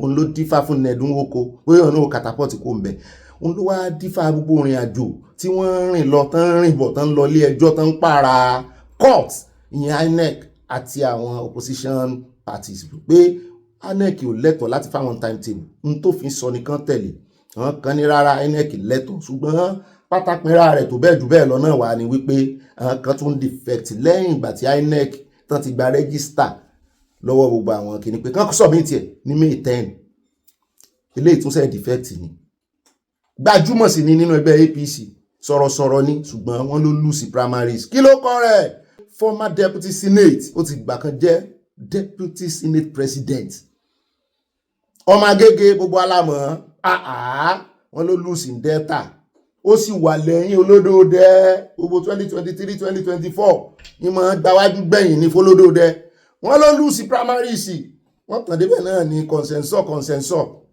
àwọn endorse ẹ̀ ó ti wá lùsì báyìí o náà ti wá ní kò sí nǹkan tó ń fẹ́ mọ́ mú mọ́ nínú ẹgbẹ́ APC o nínú ẹgbẹ́ NDC ló lọ ẹran ti bàbá tá a gbé wá ń jẹta àná tó ń sọ fún wa wípé ó ṣeé ṣe kí Fubara náà kó catapult kí wá sí Fubara nìkan Fubara ti pé méjì àbúrò rẹ̀ náà òun náà fẹ́ ṣe gómìnà wọn ní gbogbo ọ̀nà làwọn ìjọ ìsáfẹ́ gbá wọn fẹ́ kàn gba ìjọba lọ́wọ́ àwọn àwa máa wò ó bí ti Rivers yóò ti rí nítorí àwọn RPM àti àwọn ẹgbẹ́ Ṣèyí Mákindé wọn náà ranjú mọ́ Rivers ní tó mú Wike mọ́ ranjú mọ́ òṣèlú Ọ̀yọ́ state àwọn náà tẹ̀kọ̀ létí sí Rivers àwọn ṣe tí ń ṣe fáwọn àwọn ò dá padà fún owó bàbá àjẹgbà à ń bọ̀ ẹ rí bí ó ṣe rí wọ́n bá fi máa bẹ̀rẹ̀ campaign wọn àwọn ọmọ Nàìjíríà ti ń tẹ̀lé wọn náà wọ́n sì ń pariwo your mandate tẹ̀lé wọn èyí tó ń gbowó èyí tí ń gba báàgì rice mo ti ẹ̀gbọ́n kankan wọ́n ní family àwọn bàbá tí wọ́n tíṣà tán pa ẹ̀ wọ́n ní àwọn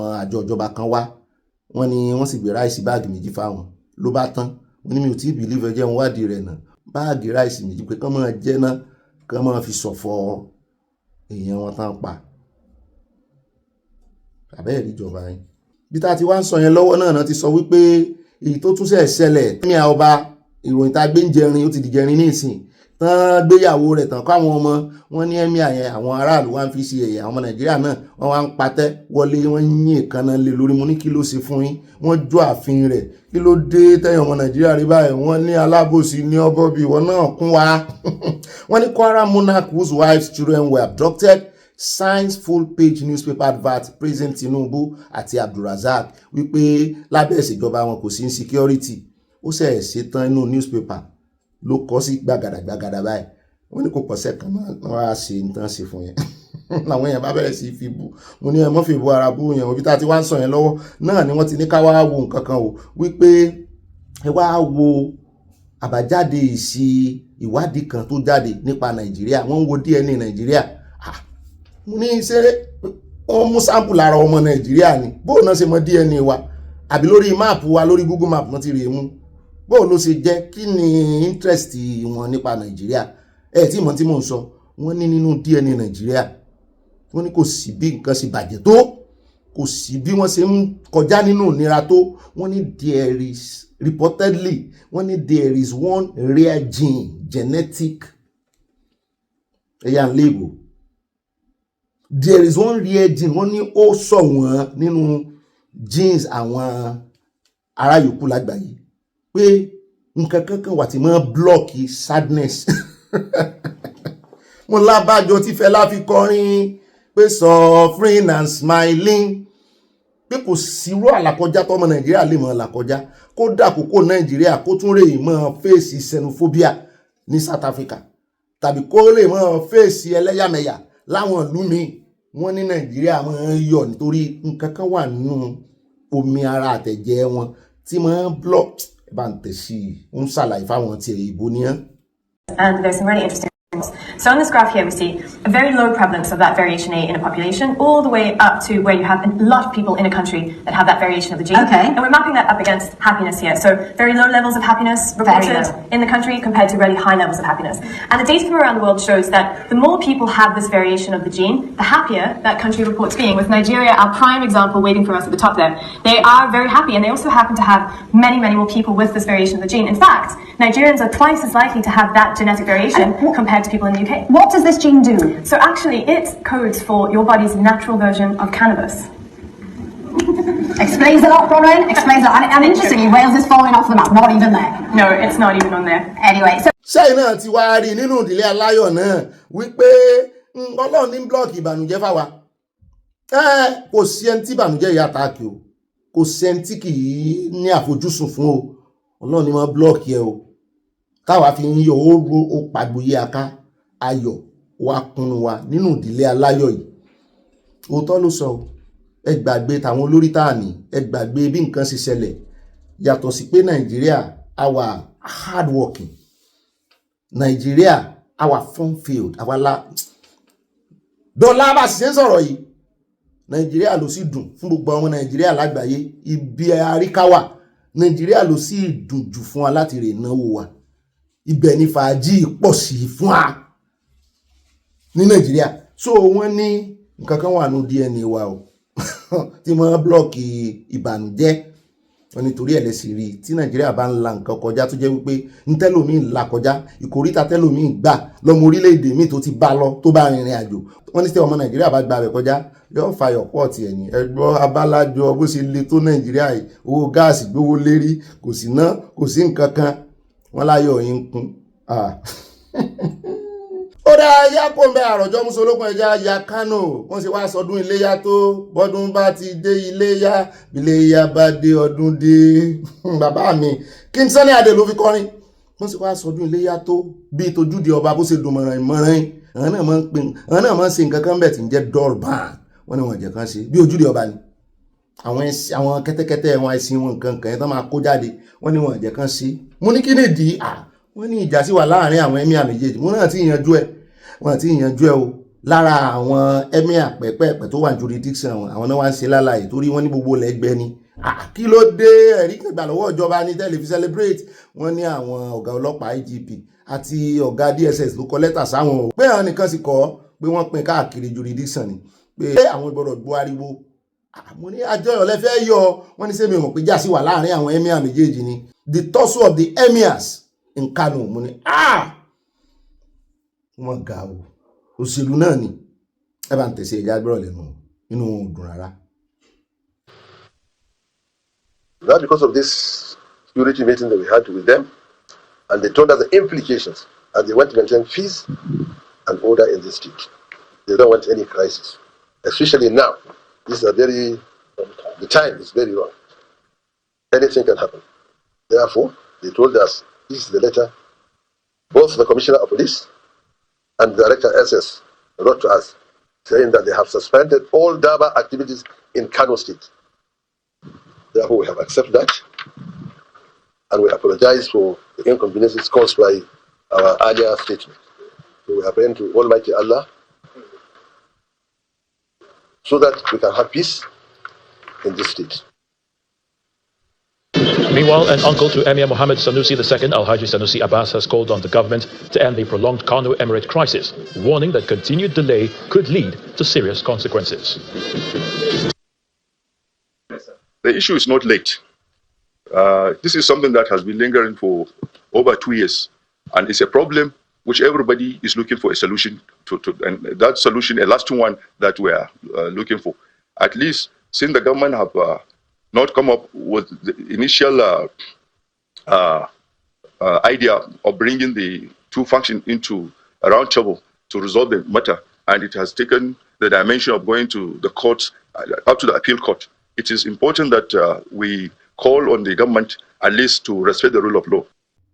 Ó yẹ káàbọ̀ padà ilé mi ó wà mú ayé lọ́dọ̀ Senate President wọ́n àmọ́ tí release Garuz Gololo miss ẹ̀ bẹ́ẹ̀ lórí page ẹ̀ lórí Facebook ní ìsìn yóò ti dìjà àrùn àbíjẹfà tó ti update tó ti fọ́tọ́ sí kámẹ́rà gbẹ̀yìn o àyà ló miss ẹ̀ tó ń ẹjẹ́ ayé lọ́dọ̀ ẹ̀ tán fẹ̀sùn allegedly pé òun ló sọ̀rọ̀ sí fídíò tó ṣe lòdì sí President of the Senate ṣùgbọ́n ibẹ̀ ń kọ́ là ń lọ ibi tí a ti kófìrí wípé ẹ tún lọ bá ààrẹ olódò dẹ́nlé ni wọ́n níbẹ̀ nítorí iléyá ààrẹ ìbọn ṣe ọdún iléyá wọ́n níbẹ̀ làárẹ̀ ti wá ń bi wọ́n wípé kí lẹ́yìn náà kí ni contribution yín lórí ọ̀rọ̀ insecurity wọ́n bá ń bú government ọ̀dọ̀ àwọn nìkan náà máa ń darí èbú sí ẹ̀yìn sì ń wo àwọn ràn ní àwọn òun ràn wípé báyìí kàṣà báyìí káwòdì ibẹ̀ wá ní Akpabio ti ganu sí máa pé gbogbo nǹkan ń lọ létòlétò pé gbogbo ibi tán ti ń yin àdó olóró tẹ́lẹ̀ pé wọ́n yin àdó olóró ń bẹ̀ mọ́ pé kí ààrẹ olódò rẹ̀ fọkàn balẹ̀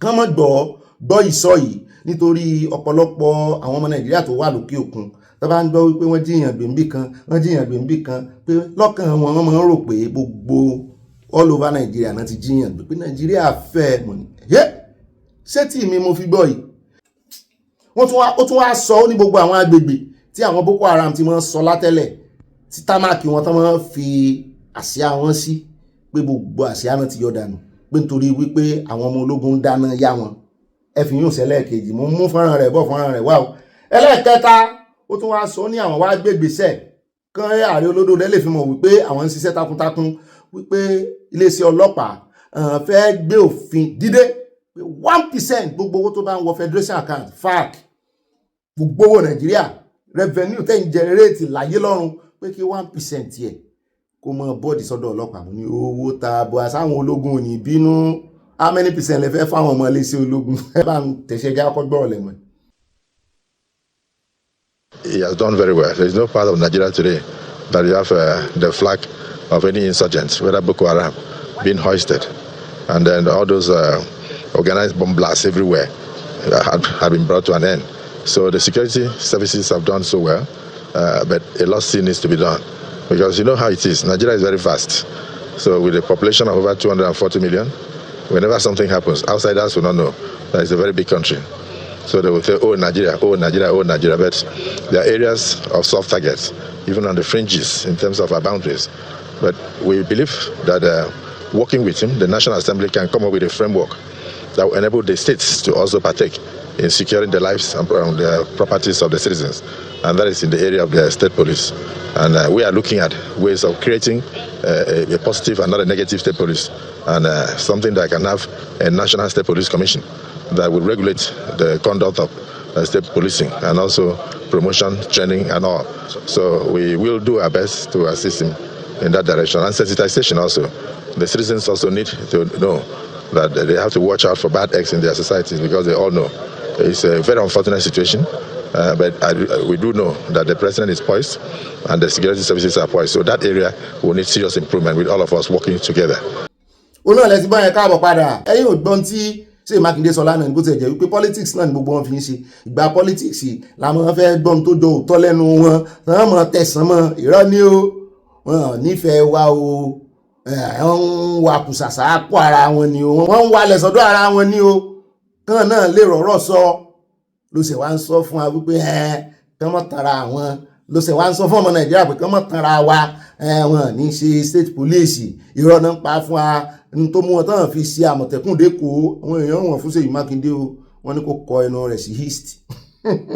ẹjẹ́ wa tún tẹ̀síwájú náà abala Sánáwọlé Àròjọ Mùsùlùkùn ẹjẹ́ àyà lọ́dọ̀ ìkànnú àwọn olówó Lẹ́kì olówó náà pé bọ̀dá èmi tẹ̀ wọ́n wo bí mo láìkì kìíní fígọ̀ ọ̀hún èmi àti wọn gbọ́n wá jọra ṣùgbọ́n nígbà tá a fi débi sí oblong ní tiwọn tèmi round abẹ́rẹ́ ìbẹ̀rẹ̀ tí wọ́n ń sọ fún wa wípé wọ́n yan àwọn jẹun ní olówó mọ̀ ní ẹ wá bọ́ síta ẹ wá jẹ́ kámẹ́rà ṣojú ní Lẹ́kì o 1.5 lẹ́ ń san lówó ná ní every month o mo ní sọ yẹ kán mọ̀ báyìí gbọ́ how much is 1.5 $1,000 péré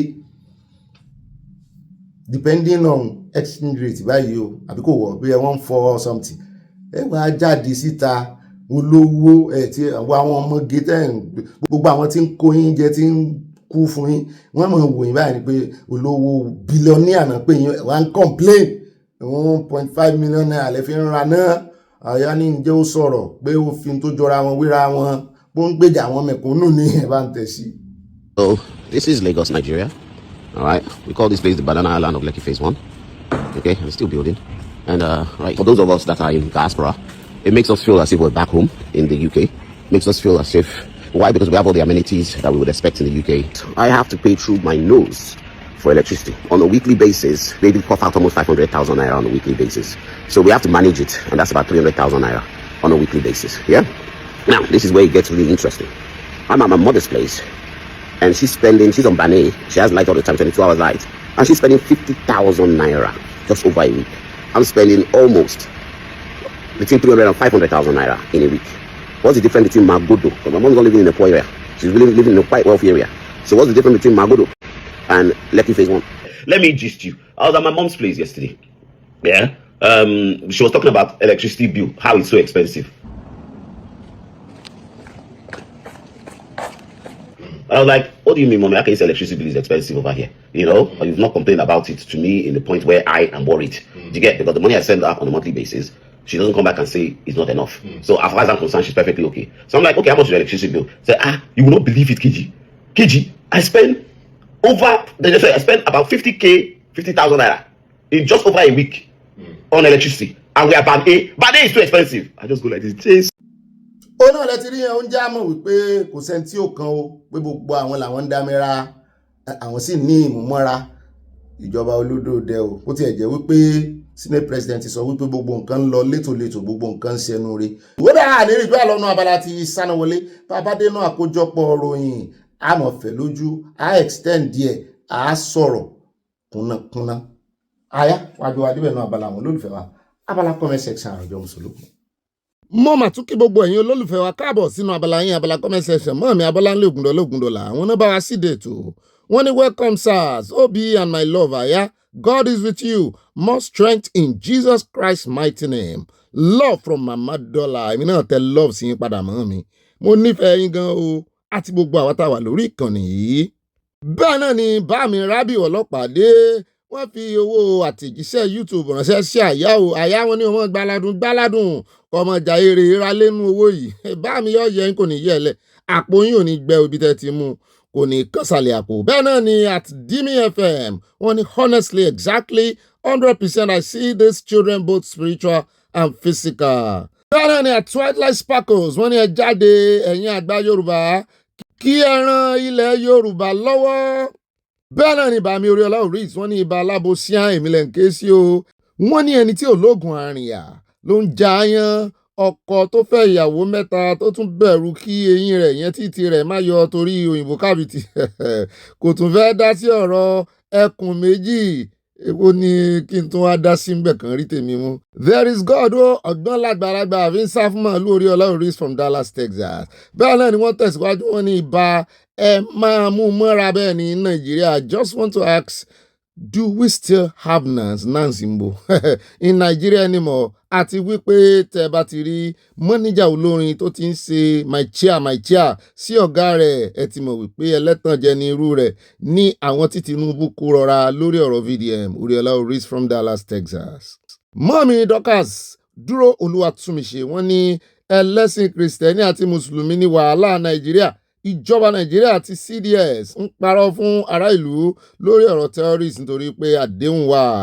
wọ́n tẹ̀síwájú wọn ní FAS kò fi ìgbà kan fi ìjọba lọ́rùn lẹ̀ o Mákindé kò ra ìbọn fún Àmọ̀tẹ́kùn rẹ̀ Ìjẹ̀bú waterside ní ìlú yẹn o àtọ́ ti rí epo rọ̀bì wọ́n ní Oòduà Nation Ogbeni from Providence, Rhode Island. mọ́mí mo dúpẹ́ Táíwò àwàráàyè wọ́n ní bọ́bí mi ọ̀wọ́n àkú ọdún iléyá ẹ̀mí wa yóò sí ọ̀pọ̀lọpọ̀ rẹ̀ láyé àmín lórúkọ Jésù ẹ bá mi sọ fún ẹlẹ́à kó fi ẹran iléyá àwa ìyàwó yín rán sẹ́sí gbogbo àwa ìyàwó yín abẹ́rẹ́ kiri lékiri àwa tún ráàyè ẹ bá mi káyà àyà náà ń gbọ́ wọn tẹ̀ lọ́ọ̀sì àwò àti ìyàlọ́dọ̀ at Bukky Dari wọ́n ní those on trailer are being brought in will be used for elections àwọn àlùmọ̀jèrè. bẹ́ẹ̀ náà ni mọ́mí Grace Olùṣòtọ́ wọ́n ní Obi àtàyà wọ́n ní ó kù sọ́wọ́ wa bóyá a máa gbọ́n àbí bóyá Yorùbá máa gọ̀kú náà ni a máa mọ̀ nítorí eléyìí ti pọ̀ jù bí a ti ń lọ. wọ́n mi tẹ lọ́ọ̀sì àwọn ní Ìjẹ̀bú ọmọ alárẹ̀ mo kí gbogbo yín àṣẹ ìsàmọ̀dún àṣẹ Èdùmàrè mọ́ọ̀mí Ọláyínká Rukayat ọmọ Ìjẹ̀bú ni wọ́n ní àmì àṣẹ Èdùmàrè àmì dédé ẹni àní fìwé sí àṣemọ́ náṣẹ Elédùmarè àṣẹ náṣẹ Ìjẹ̀bú wẹ̀ alágbèdè ara wa gbogbo apátápátá Dixon ló yàtọ̀ náṣẹ Èdùmàrè ẹ̀sùn kúrún ajá lọ ọjà tẹ̀wájú ẹjá dọ́dọ̀ mọ́ mi Mọ́súnmọ́lá Olúwo tèmi nìkan wọ́n ní olódò idẹ kí ni Fọláṣadé fẹ́ wọ́n fi jọba ó tún dúpọ̀ lè mọ̀ mú kò burú o Olódùmarè jọ̀ọ́ bá wa gba àwọn ọmọ kéékèèké ìjáde gbogbo ọkàn abiyamọ ń pòrúurú bọ́bí mi inú ń bí mi tí mo bá ti rí àwọn olóṣèlú yìí torí ìkà àti aláìláàánú ni wọn Ọlọ́run ó sì ṣèdájọ́ wọn láìláàánú mo rí ọ̀pọ̀ òyìnbó tẹ́ fi ránṣẹ́ sí mi àti ọ̀pọ̀lọpọ̀ ìfẹ́ àti Bukky Dari wọ́n ní Yorùbá Nation is the solution 100%. Mami Abọ́láńlé Ògúndọ́lá lẹ́ẹ̀kan sí wọ́n ní ó bí ẹni tó gbépo lájà kó jalè tó ẹni tó gbà á sílẹ̀ o òkè ò lè tiẹ̀ kéré ó lè lè wọn méjèèjì mọ́ mi.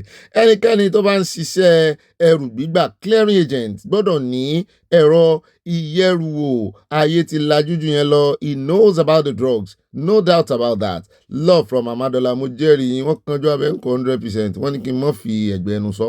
bẹ́ẹ̀ náà ni mọ́mí mòró múbọ̀ wọ́n ẹ̀já ọ̀sán wọ́n ní Ọ̀gbẹ́ni Bobby mi tòótọ́ my darlington wọ́n ní ẹ̀mí ń sọ fún mi wípé political strategy ni ìyálọ́jà ń lò jàre kí wọ́n má bàa fi búrẹ́dì kó wa lọ lómi ọbẹ̀ jẹ́ love you plenty I love you too mami wọ́n tẹ love sí arẹpẹtẹ o ṣe ń jayé mo fẹ́ sọ jù bá náà lọ torí mo rí kọ́mẹ̀ntì yín kejì yẹn ẹ wọ́n jẹ́ ń sọ jù bẹ́ẹ̀ náà lọ torí location. Bẹ́ẹ̀ náà ni mọ́mí Mùsùlùmí Olúwo tèmi nìkan wọ́n ní Ọ̀gbẹ́ni Bobby tèmi nìkan ọlọ́pàá ẹ ṣiṣẹ́ tí wọ́n rán yín ní Kòròdú ẹ má kọ́ àwọn aláìṣẹ̀ o Nàìjíríà ẹ lọ kọ́ àwọn ọmọ yín ní South Africa ẹ jẹ́ kójú tì yín lẹ́ẹ̀kan sí i mọ́mí mo rọ́gẹ̀dẹ̀ tẹ bóde dajì àyà bá ń fi dídòdò. Báà náà ni olórí ọ̀dọ́ white mi bá mi dáadáa wọ́n ní màálù mọ́tò àti ènìyàn ló ń lo títí ọlọ́dà ní Nàìjíríà what a nation of lawlessness gbogbo nǹkan dojúrú pátápátá.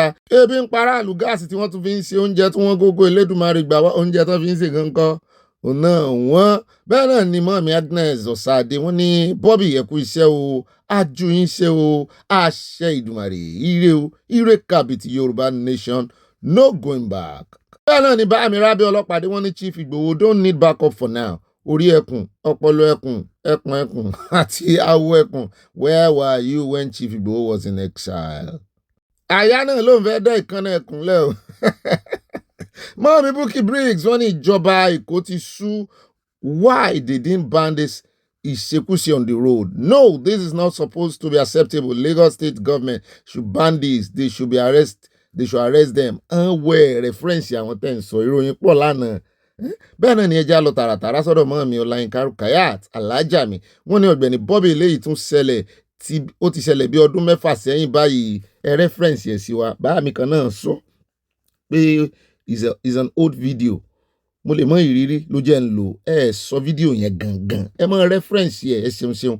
Bẹ́ẹ̀ náà ni ibà màámi wọ́n ní ibà ẹ̀sìn alálàáfíà mi lẹ́ǹkẹ́ sí Salah Alaihi Wasallam inú mi dùn sí Salah Alaihi Wasallam tẹ̀sí sí ẹ̀sìn alálàáfíà ó pọn gbogbo àwọn mùsùlùmí alálàáfíà lè mọ́ọ̀mí kan náà sí Salah Alaihi Wasallam sí MS Baba yẹn ń bọ́n fà gan ni o mo ní ẹ̀sán ní ń ké.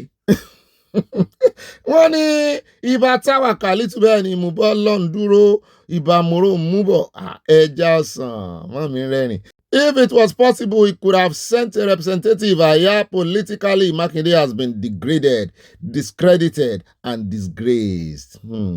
Wọ́n ti pa ní ìdífàánù ẹ̀. Bẹ́ẹ̀ náà ni wọ́n tẹ̀síwájú mo mọ̀ wà kọ́mẹ́ǹtì mo sọ́pọ̀ lónìí ni pé number 2 gbọ́dọ̀ tẹ̀lé number 1. Wọ́n ní Aya if his scores was 99% before the Ogbomoso deadly incident which scored him is 0%. Ó ti já wálẹ̀ wọ̀n jára wẹ̀. Multiply previous scores 96 by 0. Mọ́ mi ti ń gbé mi wọnú hard maths. Ẹ bá ń wá calculator ẹni tá a bá sì pè wọ́n ti pa wọ́n bẹ lórí. Mo gbọ́ wọ́n ní hard maths ní tíṣà tán pa yẹn ń kọ́. Aya, what is the answer?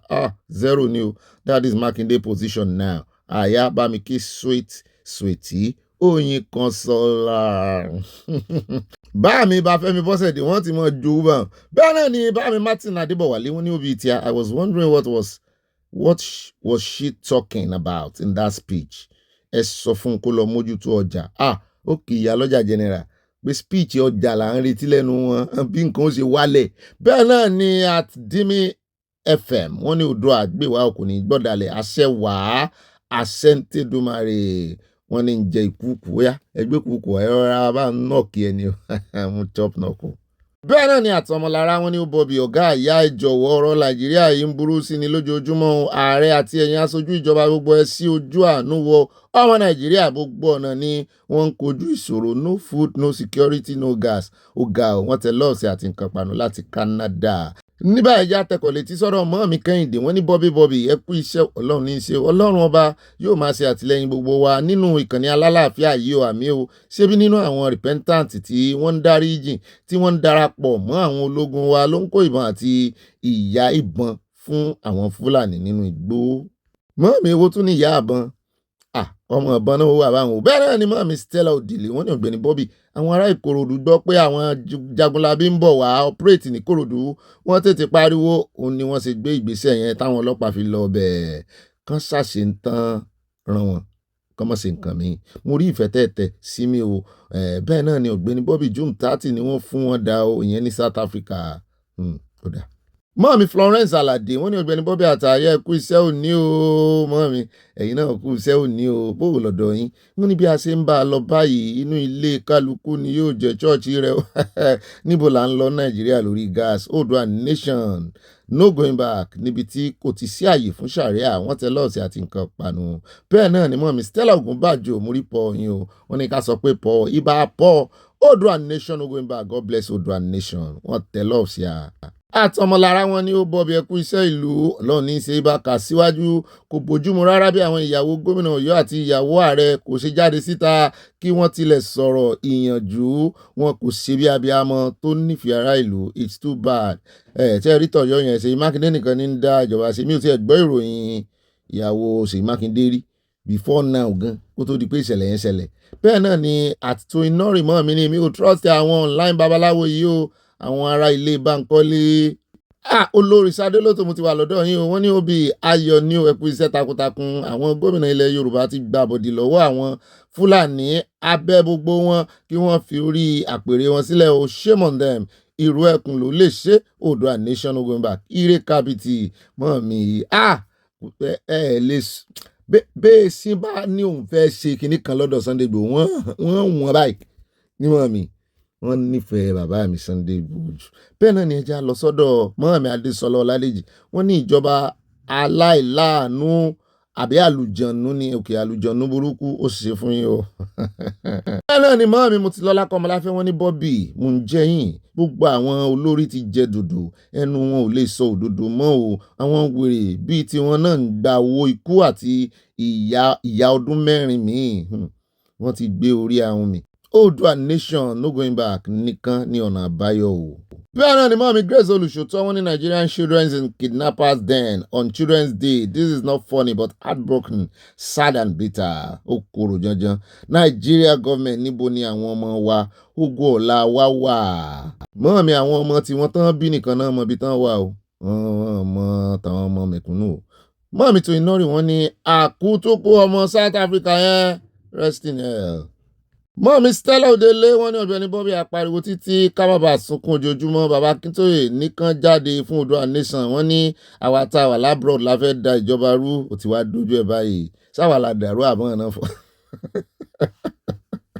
èmi mọ̀ ti gbalé ságbójú lórí ọ̀rọ̀ Nàìjíríà bẹ́ẹ̀ náà ni Mọ́ọ̀mí tó iná rí wọ́n ní ibà alábòsí Mọ́ọ̀mí àbòsí mi pọ̀ jù mo fẹ́ reduce ẹ̀ díẹ̀ ṣùgbọ́n Mọ́ọ̀mí Yẹmí Ìgè àwọn náà ń kọ́ mi lábòsí sí i àti Mọ́ọ̀mí Oyèyẹmí Sàláù bẹ́ẹ̀ náà ni wọ́n tẹ̀síwájú ní àáfàá tó ní kán bẹ́ orí dàálẹ̀ yẹn ó yẹ kán gbé ni wọ́n gbé o ara ń tà ń sọ nìyẹn tí bíṣọ̀pù yẹn náà sọ lánàá nìyẹn pé this is not just a insecurity problem a normal insecurity pé this is a jihadist insecurity Nàìjíríà at Ajékẹ́mi Balógun Chief Ìyámòkun wọ́n ní Ọ̀gbẹ́ni Bobby ìyálọ́jà ń fi orí ọkà họ imú ni o mark my words mo sì jẹ́rìí olódòdẹ kò kàn pé èmi mo bí ẹ jẹ́ á lọ sọ́dọ̀ bá mi mú ìwá at 50 wọ́n ní what can that man do as health minister let him go and do that his program for his lineage orí ìsí fáwọn ẹbí ẹ̀ bẹ́ẹ̀ náà ni at Ọmọlẹ́wà Adéṣọlá Mọ́ọ̀mí dáadáa wọ́n ní ẹ̀ka alẹ́ Ọ̀gbẹ́ni Bobby ayé àti gbogbo ilé aláyọ̀ yìí ibà ganu sí ibà gbọ́ adébẹ̀ àti ibà pọ̀ Ọlọ́run á túbọ̀ máa bá yín ṣe iṣẹ́ yìí àmì o no sharia law in Yorùbá land àbọ̀ Ọlọ́run dájú lórí Ìgbòho àti gbogbo àwọn tí wọ́n ń bá ṣiṣẹ́ lórúkọ Jésù àmì Oòduà nation no going back mo rí búrẹ́dì mo rí wine mo rí nǹkan ìpanu rẹpẹtẹ mo rí ìfẹ́ wọ́n fi tẹ̀ ló ń tẹ̀ mo kọ́kọ́ rò pé Mọ́ọ̀mí Victoria Bàdéjọ ní nígbà tí mo ti rí wáìn rẹpẹtẹ Mọ́ọ̀mí Dorcas jó ni wọ́n jó wọnú ilé aláyọ̀ o wọ́n ní ẹ̀sìn ti dá wàhálà sílẹ̀ ní Nàìjíríà bá a ṣe rí inú akígbekígbe o afẹ́fúnfẹ́fún o. Mọ́ọ̀mí Stella Ogunbàjò wọ́n ní wọ́n lè sípá báwo ni wọ́n sì máa sípá ìdìbò 2027 ló jẹ wọ́n lógún àwọn ọmọ tí àwọn ajínigbé kó lọ ṣé wọ́n ti gbà wọ́n sílẹ̀ àná ní àjọ̀dún àwọn ògo wẹrẹ ọjọ́ ọ̀la Nàìjíríà tí a kò mọ irú ipò tí wọ́n wà báyìí Ọlọ́run fúnra rẹ̀ á gba gbogbo wọn sílẹ̀ o abẹ́ẹ̀ rí bọ́n ṣe ná àwọn ọmọ yẹn lẹ́yìn èmi ò mọ̀ wàásù ẹ̀ ní ẹgbà báàmí Kẹ́hìndé òsè ní Sàlẹ́mọ̀ ọmọ wo lódò ọba wọn ní ìwọ Ọlọ́run Elédùmarè ọba òkè títí gba àwa ìran Yorùbá kúrò ní ọwọ́ gbogbo àwọn ìkà tí ń ṣe adarí lé àwa ìran Yorùbá lórí o àṣẹ o àdúrà ńlá Mọ́ọ̀mí Olúfúnkẹ́ Fájímólú News wọ́n ní nítorí orí kan wọ́n ti ojú ọ̀nà pa fún wákàtí 3 olódòdè ló fẹ́ kọjá. Àwọn ọmọ Nàìjíríà lórí agbágbé sọ pé ajínigbé gé orí olùkọ́. Ààrẹ Nàìjíríà ń sọ òyìnbó tí kò nítumọ̀. This is barbaric. Mọ́ọ̀mí Dorcas Jálò wọ́n ní ibà sọ̀rọ̀ sókè allegedly reportedly for ibà in all ramifications of life, ibà sojú abẹ́ǹkọ àti bẹ́ẹ̀ bẹ́ẹ̀ lọ. Mọ́ọ̀mí mo káwọ́ sókè fọlọ́run on your behalf. At Motunrayo Arike from Egypt wọ́n ní olúwa ṣeun Bobby mi sir, thank God, good night yo. Ijó ni mọ́ọ̀mí jó lọ sórí bẹ́ẹ̀dì. Ọlọ́run ò ní gbàjú lẹ́sẹ̀ yín, ijó ayọ̀. At Ayo Copper wọ́n ní this bishop is right, in fact mo gbé fún 100%. At Oluyemisi Abegunde wọ́n ní Obi Ìyáyá, if they continue to treat them like this, terrorism will reduce drastically. Come on, pa wọ́n báwọn. But if they are arrested, their sponsors will rehabilitate them to continue their jobs. Àwọn ológun náà ti ń gba àwọn ọmọ ológun ni o. Ó ń dùn wọ́n ládùúrú wàhálà táwọn boys yẹn ń ṣe. Ó ń dùn wọ́n gan táwọn ọ̀gá wọn kan ń ṣe lórí ọ̀rọ̀ ẹ máa rehabilitate wọn. Ó ń dùn àwọn ọmọ ológun gan. Bẹ́ẹ̀ náà ni at David Festus wọ́n ní President Bola Tinubu should call Folashade to order. She should focus on administering good administration of the market. Nbo gbóná wà nígbà tó wó gáàsì wọn ìbára mákẹ́ẹ̀tì náà ni. Bẹ́ẹ̀ náà ni at Olúyẹmísí Abẹ́gúndé wọ́n ní Fulani still rearing cows in the city of Abuja. Are there no police and army? Do the cows belong to the president, vice president, house of representatives or senate members? Mọ̀ wípé under my put ní second in command. Mọ́ọ̀mí Títí Láyé Bánjí wọ́n ní ọ́nìbọ̀ ní mú jẹ́yìn mi, wọ́n ní kí ni mo sọ fún yín nípa Yorùbá Nation. Kíní kan ló máa ṣe kíní kan, iná kanra wọn negative and positive tá a fi rọ́nà lọ.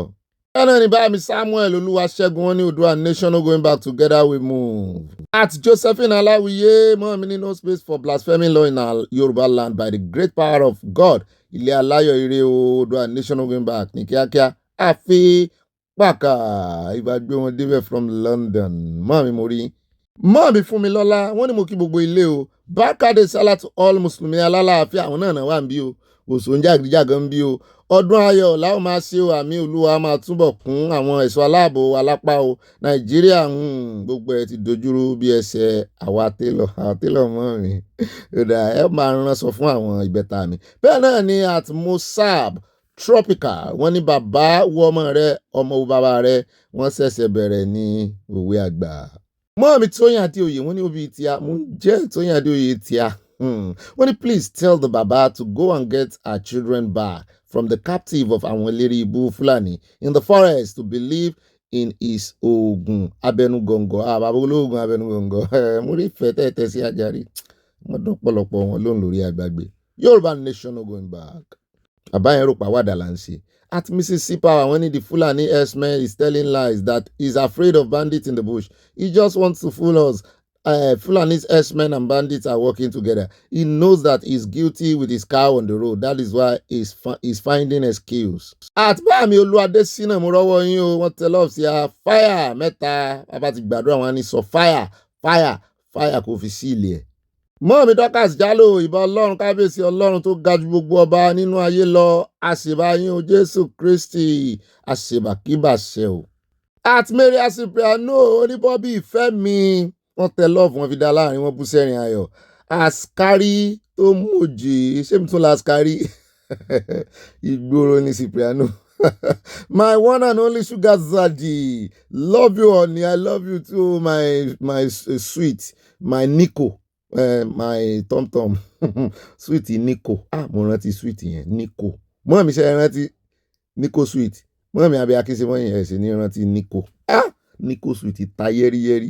Bẹ́ẹ̀ náà ni Báàmí Olúkáyọ̀dé Hamzat wọ́n ní lágbára Ọlọ́run àgọ́ wa ni yóò dé adìyẹ wọn o, a ó ṣẹ́gun lágbára Ọlọ́run àwọn olórí ibú bandit. Ọ̀gbẹ́ni Bobby ẹ̀kú ètò Ọlọ́run lẹ́ ń kí lára wa Báàmí àṣẹ́gun gbogbo àdúrà yẹn jẹ́ wá lọ tààràtààrà àti dé ọ̀dọ̀ Mọ́ọ̀mí Fúnmilọ́lá Bello.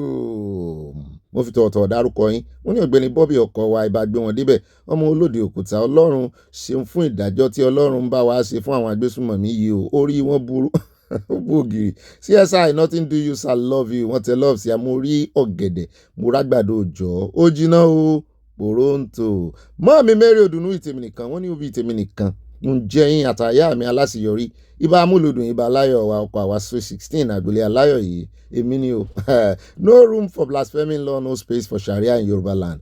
Ó dùn mọ́ wa bó ṣe ń lọ yìí pẹ̀lú àwọn ọ̀daràn tí wọ́n ń pa ó máa lo bẹ́ẹ̀ wọ́n tẹ̀ lọ́ọ̀ sí Oòduà nation no going back.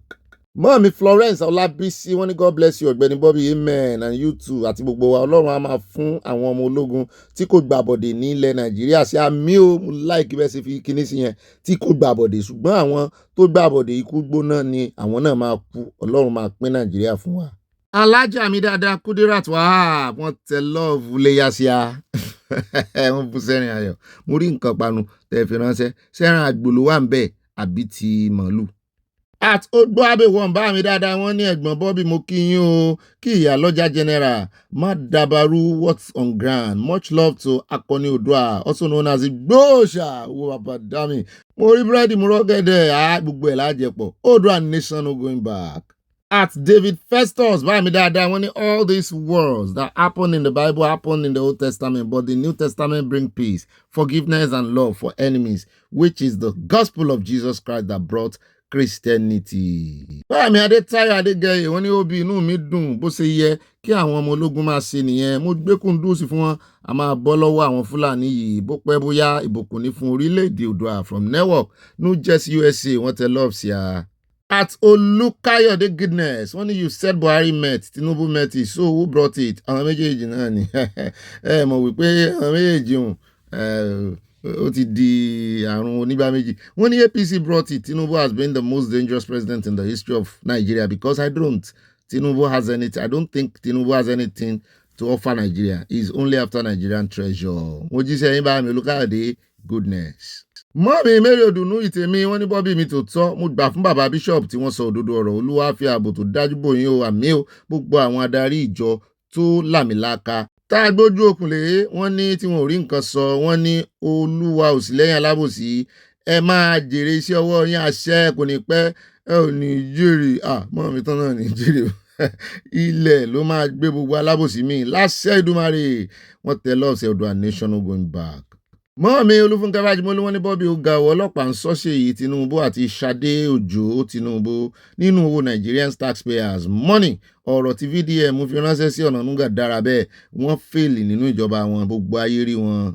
At Moji Adesanya mọ́ọ̀mí ní Obi that demon was lying he's not running from any bandit àyẹn tí ń dàmọ̀lú Fúlàní darandaran they are the ones spying for the rest terrorists in the bush. Ogun ọ̀run abáwa pa wọ́n rún pátápátá láṣẹ Elédùmarè àṣẹ wàá. Ó dá o ẹ káàbọ̀ padà o thank God it's Friday Jímọ̀ olóyin mọ́mọ́ sátidé tí ó bá dá ọjọ́ Jímọ̀ láti mọ̀ gbogbo Sunday tí ó bá júnà látọ̀lá lọ sátidé láti mọ̀ kófìrí rẹ̀ ẹ wá nǹkan jókòó lé ẹ wá nǹkan tẹ́mọ̀ sọ̀rọ̀ àjíjà àspa thank God it's Friday mo jẹ́rìí mọ́ mi Victoria Bàdéjọ wọ́n ti kó wáìnì bàbí bẹ́ẹ̀ náà ni ẹ mọ̀ wá nǹkan tẹ́mọ̀ ìyà jẹ ọdún sì wà ń tà bọ́ bá dilẹ̀ bó bá dénú yín báyẹ̀ bá fi ránṣẹ́ sáwọn olólùfẹ́ yín alákọ̀ọ́kọ́ nù ròyìn tòní táàkọ̀ fẹ́ lójú o torí mo promise yín òun náà ni ti Iran àti Amẹ́ríkà wọ́n ní Iran ṣàlàyé ìdí abájọ tó fi ṣèkọlù sí ibùdó ológun Amẹ́ríkà míì o pé àwọn náà kọ́kọ́ gbọ́wọ́ ọjà àwọn ò sì lè káwọ́ gbéra kàn mọ́ wòrà àwọn ọ̀nà iléeṣẹ́ ọmọ ogun Iran IRGC ti ṣàlàyé ìdí tí wọ́n fi ṣèkọlù sí ibùdó ológun òfurufú Amẹ́ríkà tó wà lẹ́kùn Middle East o ó lóun ṣèkọlù sí ibùdó náà lẹ́yìn tí Amẹ́ríkà yin àdó olóró sí ẹkùn gúúsù Iran àjọ náà kò dárúkọ ibi tí ibùdó ọ̀hún wà ṣùgbọ́n ibùdó ológun òfurufú Amẹ́ríkà tó wà ní Kuwait sọ pé àwọn ti dènà àdó olóró táwọn ọ̀tá yìn síbẹ̀ àjẹpẹ́ bẹ́ẹ̀ náà ni àbí nígbà táwọn bá ti lè fún wa location oríṣiríṣi propaganda controversy náà ń yí mọ́ ogun yìí wọ́n yin àdó olóró lura wọn wọ́n sì tún jókòó wọ́n tún wá àlàáfíà wọ́n ń sọ̀rọ̀ àlàáfíà ẹgbọ́ so ṣeéṣe ṣùgbọ́n wọ́n ní wọ́n ti bá ọ̀rọ̀ àlàáfíà débi kan peace deal wọ́n ní Trump náà dúró dé báyìí àwọn Iran ti dá tiyan jọ nǹkan fẹ́ Amẹ́ríkà náà ní táwọn fẹ́ rè alẹ́ ní lẹ́tọ̀ọ́ sí nuclear power ṣùgbọ́n wọ́n ń dúró de ẹni tó ní Strait of Hormuz kó wá sọ̀rọ̀ ìyẹn Trump ẹja wo díẹ̀ nínú fọ́nrán yẹn Islamic Revolutionary Guard Corps has said it targeted an American airbase in the region after fresh US strikes on southern Iran overnight. Kuwait, which hosts a US base, said it had intercepted hostile missile and drone threats, but did not confirm the target. The Iranian missile launch came after the US shot down Iranian drones over the Strait of Hormuz and struck a military site in Bandar Abbas, a strategic port city in southern Iran. It is the second time in 3 days that the US has attacked targets in Iran, saying they were conducted in self-defense. The renewed hostilities threaten a fragile ceasefire between Washington and Tehran. Israel had spared Beirut at the request of the US, and the attack came after waves of Israeli strikes aimed at Hezbollah infrastructure in southern Lebanon, according to the IDF. Both Israel and Hezbollah, the powerful Shia group supported by Iran, have accused each other of repeated violations of a ceasefire. ó rẹ̀ káàbọ̀ padà ọ̀nà lẹ́tì ní ẹ̀bẹ̀ náà látún ti wá ń gbọ́ tán sọ wípé àwọn mẹ́jọ kan ni wọ́n dédéjọ́ lọ́hùn ní pé o látàrí wípé wọ́n fín gáàsì sí mú ní bẹ́ẹ̀ náà ni wọ́n ní àwọn mẹ́ta wọ́n di àwárí.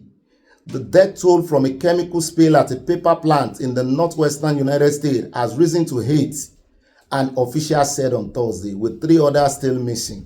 A huge tank holding 10,000 of gallons liters of highly caustic substance imploded lọ́jọ́ Tuesday, boom, in Longview, Washington State, sparking a major operation. We can confirm that 6 of 9 individuals have been recovered.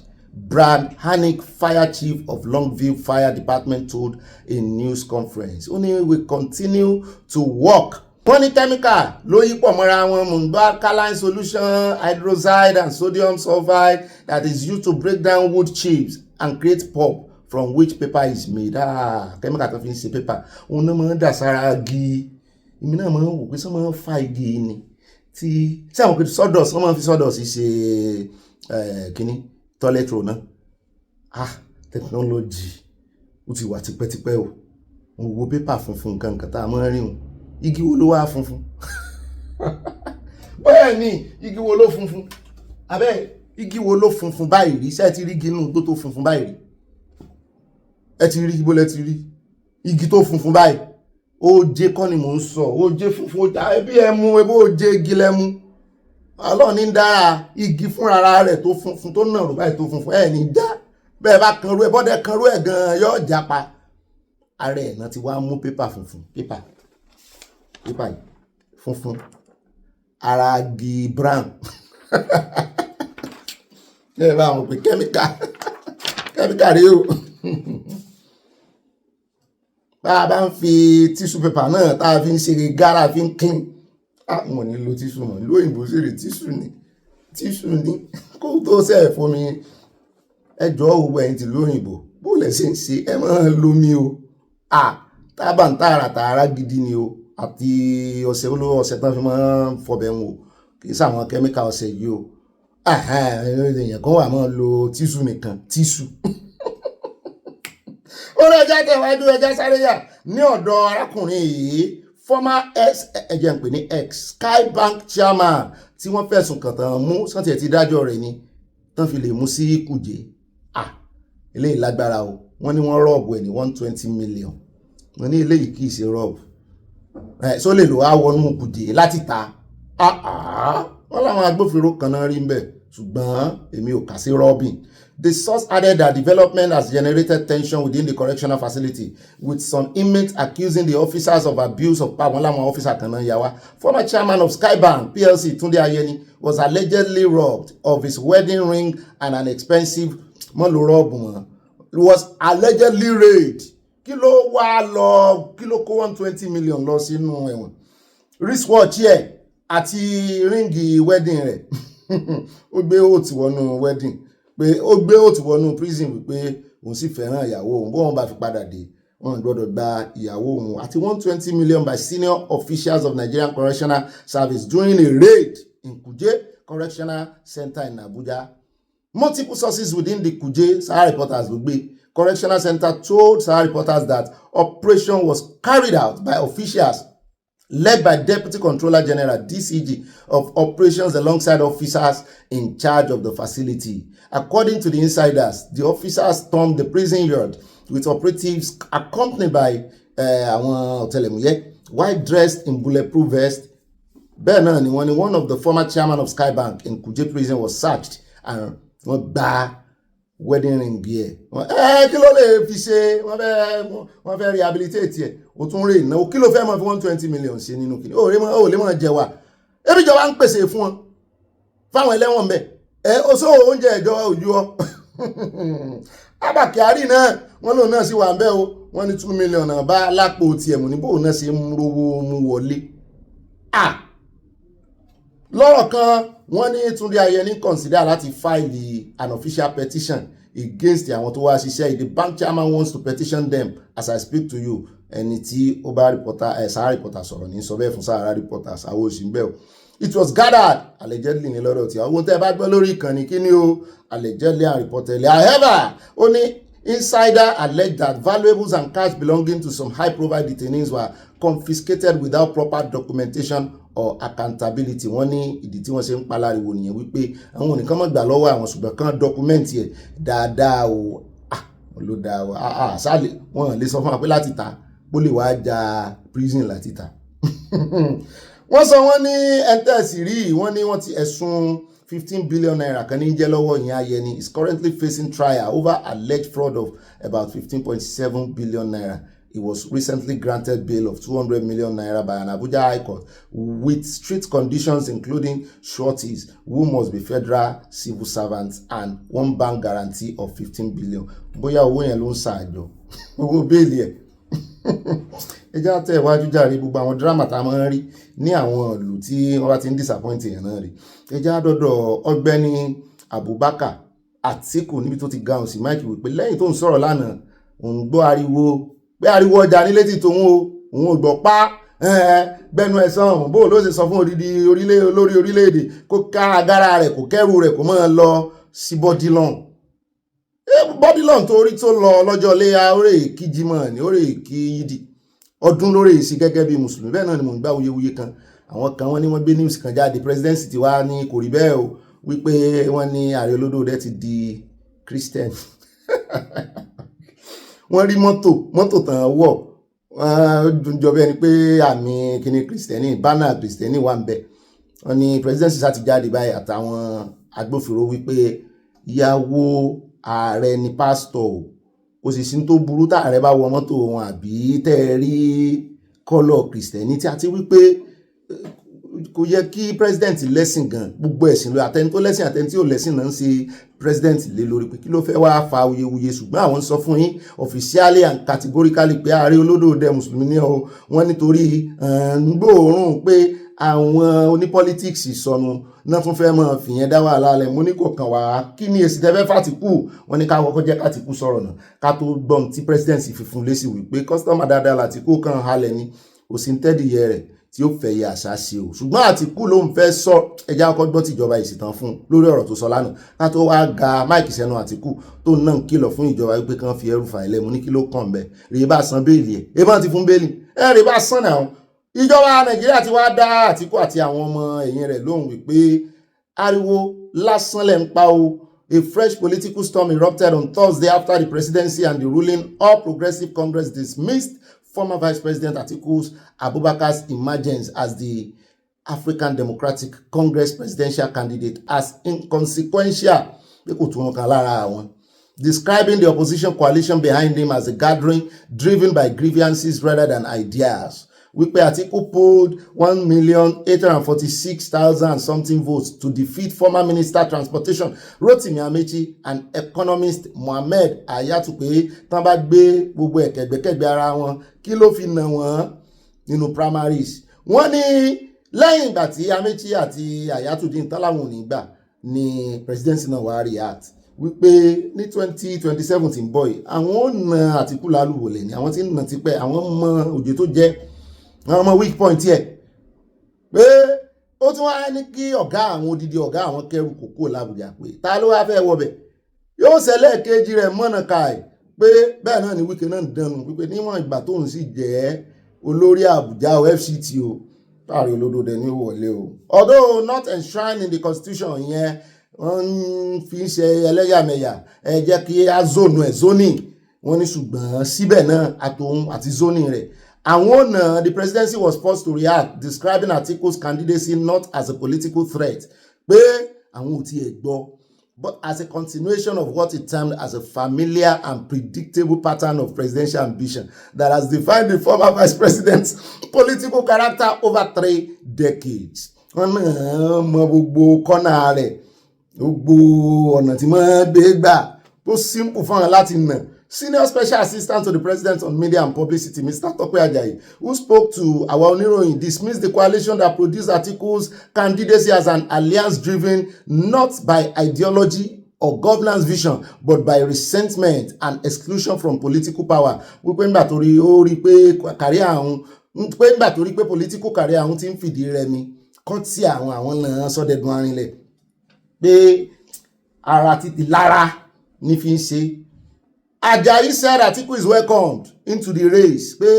Is a familiar terrain for them. Is a perennial contestant in our presidential race. He has been chasing his presidential ambition since 1992. Bó tẹ̀ jẹ́ wípé ẹni tó ti bá ṣiṣẹ́ rí agbẹnusọ rẹ̀ Bọ́lá nígbà tí ó ṣiṣẹ́ pẹ̀lú rẹ̀ mọ́ ó kọjú sí.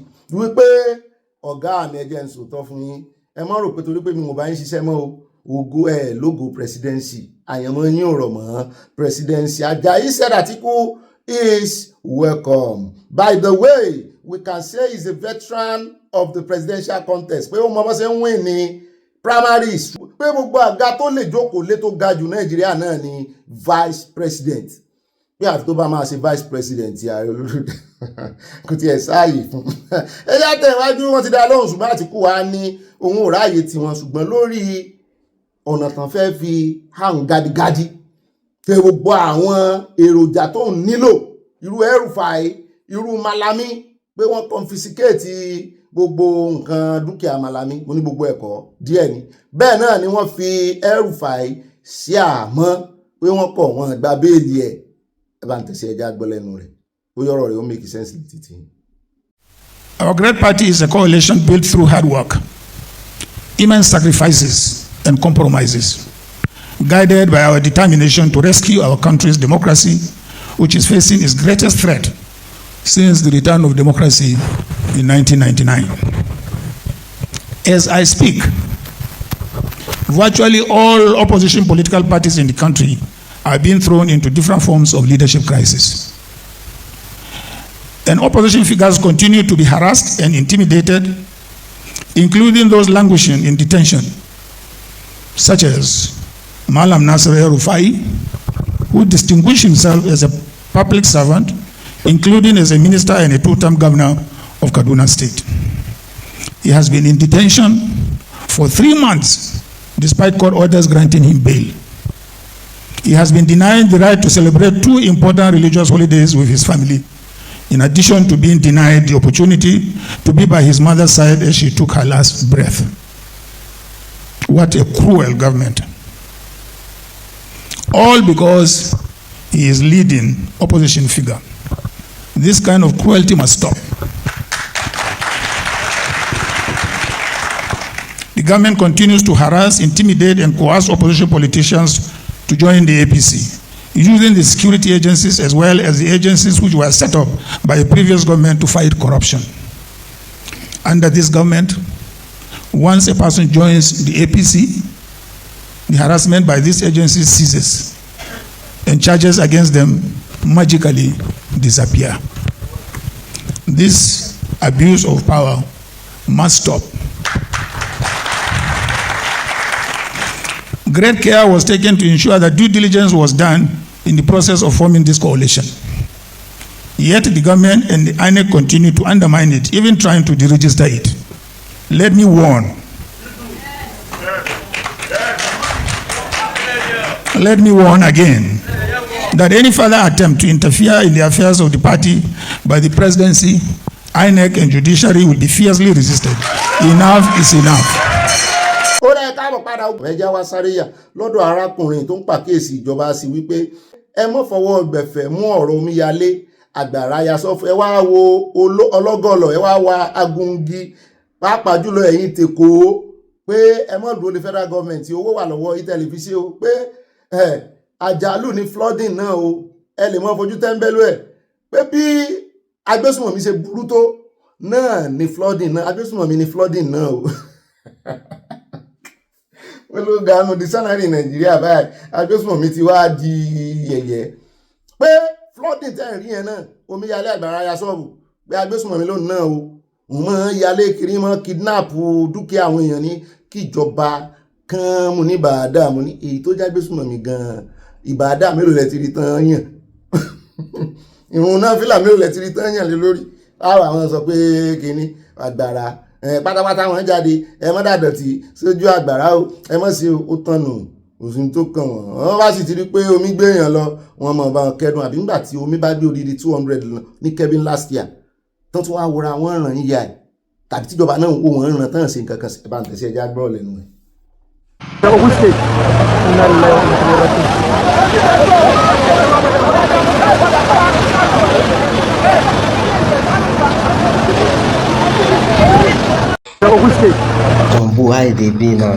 Those who have cars in the cities, it is the mechanics that are in business. You know, after this season, they are going to have a lot of work to do. But for the vast majority, I don't think it's really pleasant because we've gotten the warning from NEMA. In this case, the warning, I think, some days ago about Lagos and Ogun State. 15 local governments in Lagos are likely to be affected, and I think 19 in Ogun State. With the flooding, you have already seen what it tells us is that the states have still not learned from what has happened in previous years. So it is taking NEMA to get the states again to go back and open the drains, and these are things that should be happening periodically. The states don't need to be alerted. We've been having this scenario for many years. So I don't know why we have this lackadaisical attitude to addressing this disaster. The rain is a blessing, so it's not a curse. It is how we actually prepare for it, what we actually do. So what are some of the things that we would have expected the states to have done, Lagos inclusive, is, you know, this and good thing, the environmental sanitation has been restarted. So the drains should have been open now, the canals, and then public notice. I always say it that the public notice that NEMA is always telling the state to carry out, it is the TV stations like yours that do that, you know, public notice more than, you know, the jingles we should be hearing on radio, more than the, you know, town criers in communities telling people to prepare that, you know, there's the likelihood that floods will happen. It is only the Lagos mainland that is a little, you know, more conducive when it's raining. But, you know, the Lekkies, Victoria Island, it's a mess. Exactly. So we have the warnings. The states now must jump into action, and it's just reactive, and it's unfortunate.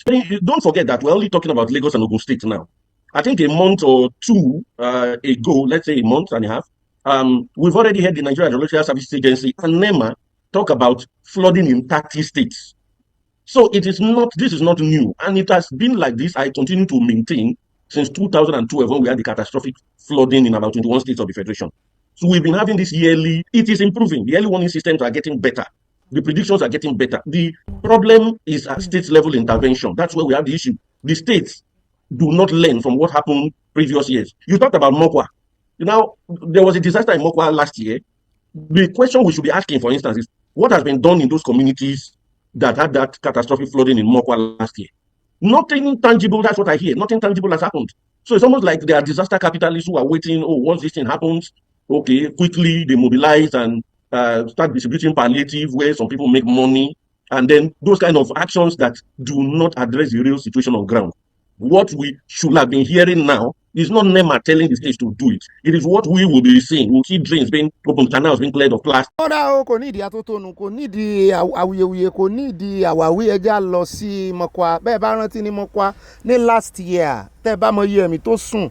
Kì í ṣe kékeré o, àwọn èèyàn ti gbàgbé o, wọ́n ti sáré gbàgbé nìyẹn, wọ́n ti move on Nàìjíríà. Ṣùgbọ́n lónìí àwọn ará Mọ́kwá wọ́n ti jáde, wọ́n tún yáyá tún yáyà. Wọ́n náà fẹ́ sọ fún ìjọba wípé láti last year àwọn ṣe nǹkan kan o, àwọn gbọ́ gbogbo ìkìlọ̀ tí NEMA ń ṣe o, gbọ́ ti NIMET, ṣùgbọ́n àwọn ò rí kí ìjọba ṣe nǹkan kan, àwọn ò gbọ́dọ̀ wá rí wọn kán wá mọ̀ pé palliative fáwọn lẹ́yìn ìgbà tí omi bá ti gbé àwọn èèyàn lọ o. Ẹ jẹ́ àkọ́kọ́ ohun tó ṣẹlẹ̀ last year ká tó wá òní gangan náà ṣe protest. Ó ra ẹ jẹ́ àkọ́kọ́ débì iná reluwé ló gbà bí ìkọjá o, ṣẹ́rí ẹ wo level ilẹ̀ bó ṣe jìn tómi wọ́ lọ.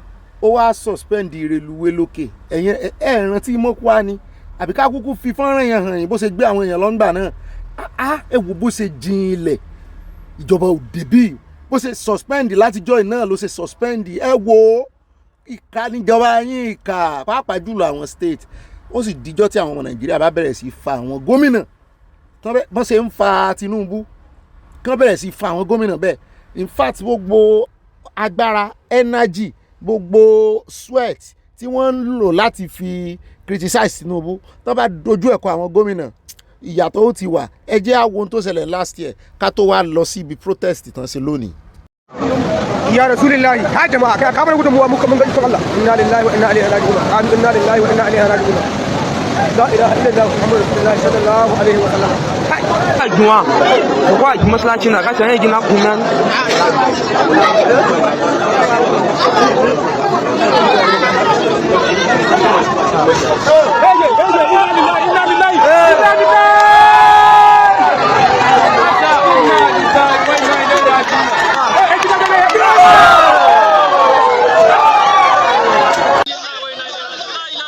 Call it a furious flood, and you won't be wrong.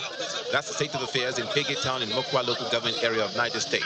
Following a severe early morning downpour on Thursday, it culminated into a flood disaster in the area, sweeping away anything in its wake. As at the last count, the Niger State Emergency Management Agency has confirmed at least 21 deaths, with 10 others missing as search and rescue operations continue.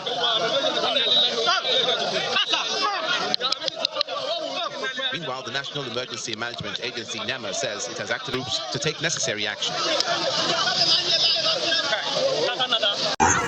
This is live in Mokwa.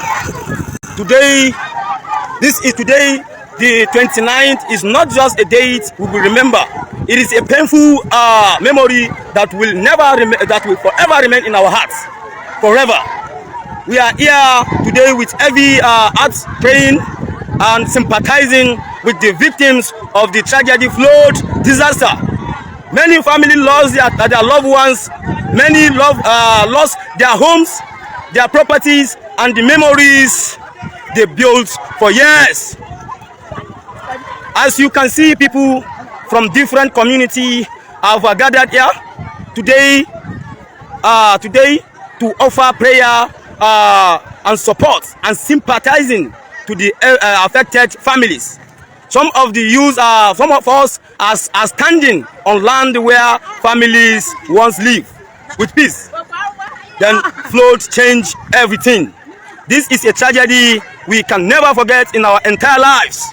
The pain is deep, the tears are real, and the memory will remain forever.